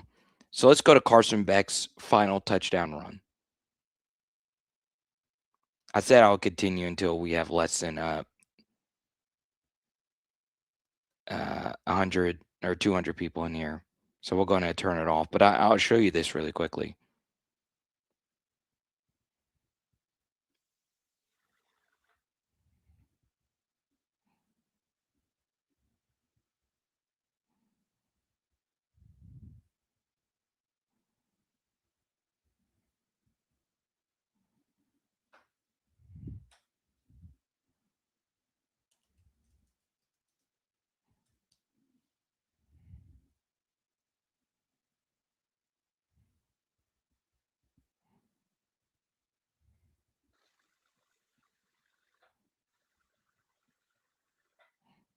This is actually a better shot of this. This is a guy who's really good at film study. He's better at film study than I am. This Brooks Austin.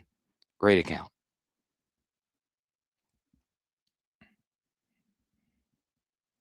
So he was on the field tonight.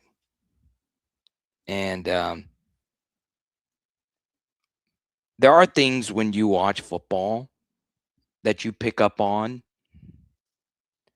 And one of the single most underrated things that happen over the course of a play that heavily affects the outcome of the play, you saw on that Kawan Lacey touchdown, it's the same thing that happens here, is when a defensive lineman falls to the ground. Okay, so you could see right here, Ole Miss elects to run a little bit of a loop over the middle, twist, whatever. 52 loops behind Xavier Harris, 51. They made some big plays to win the Georgia game.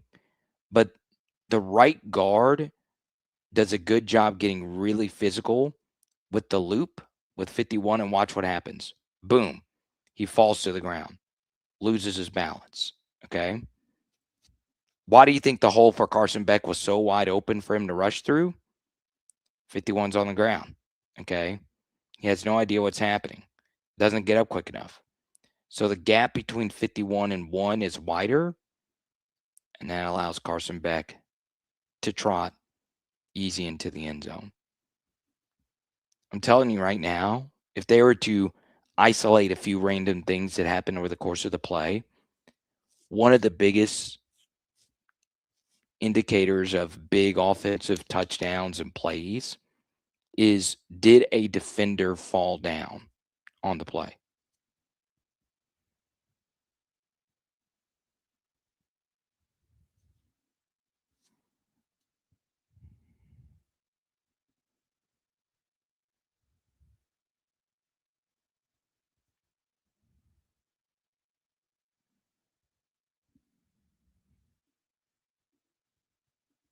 All right, y'all.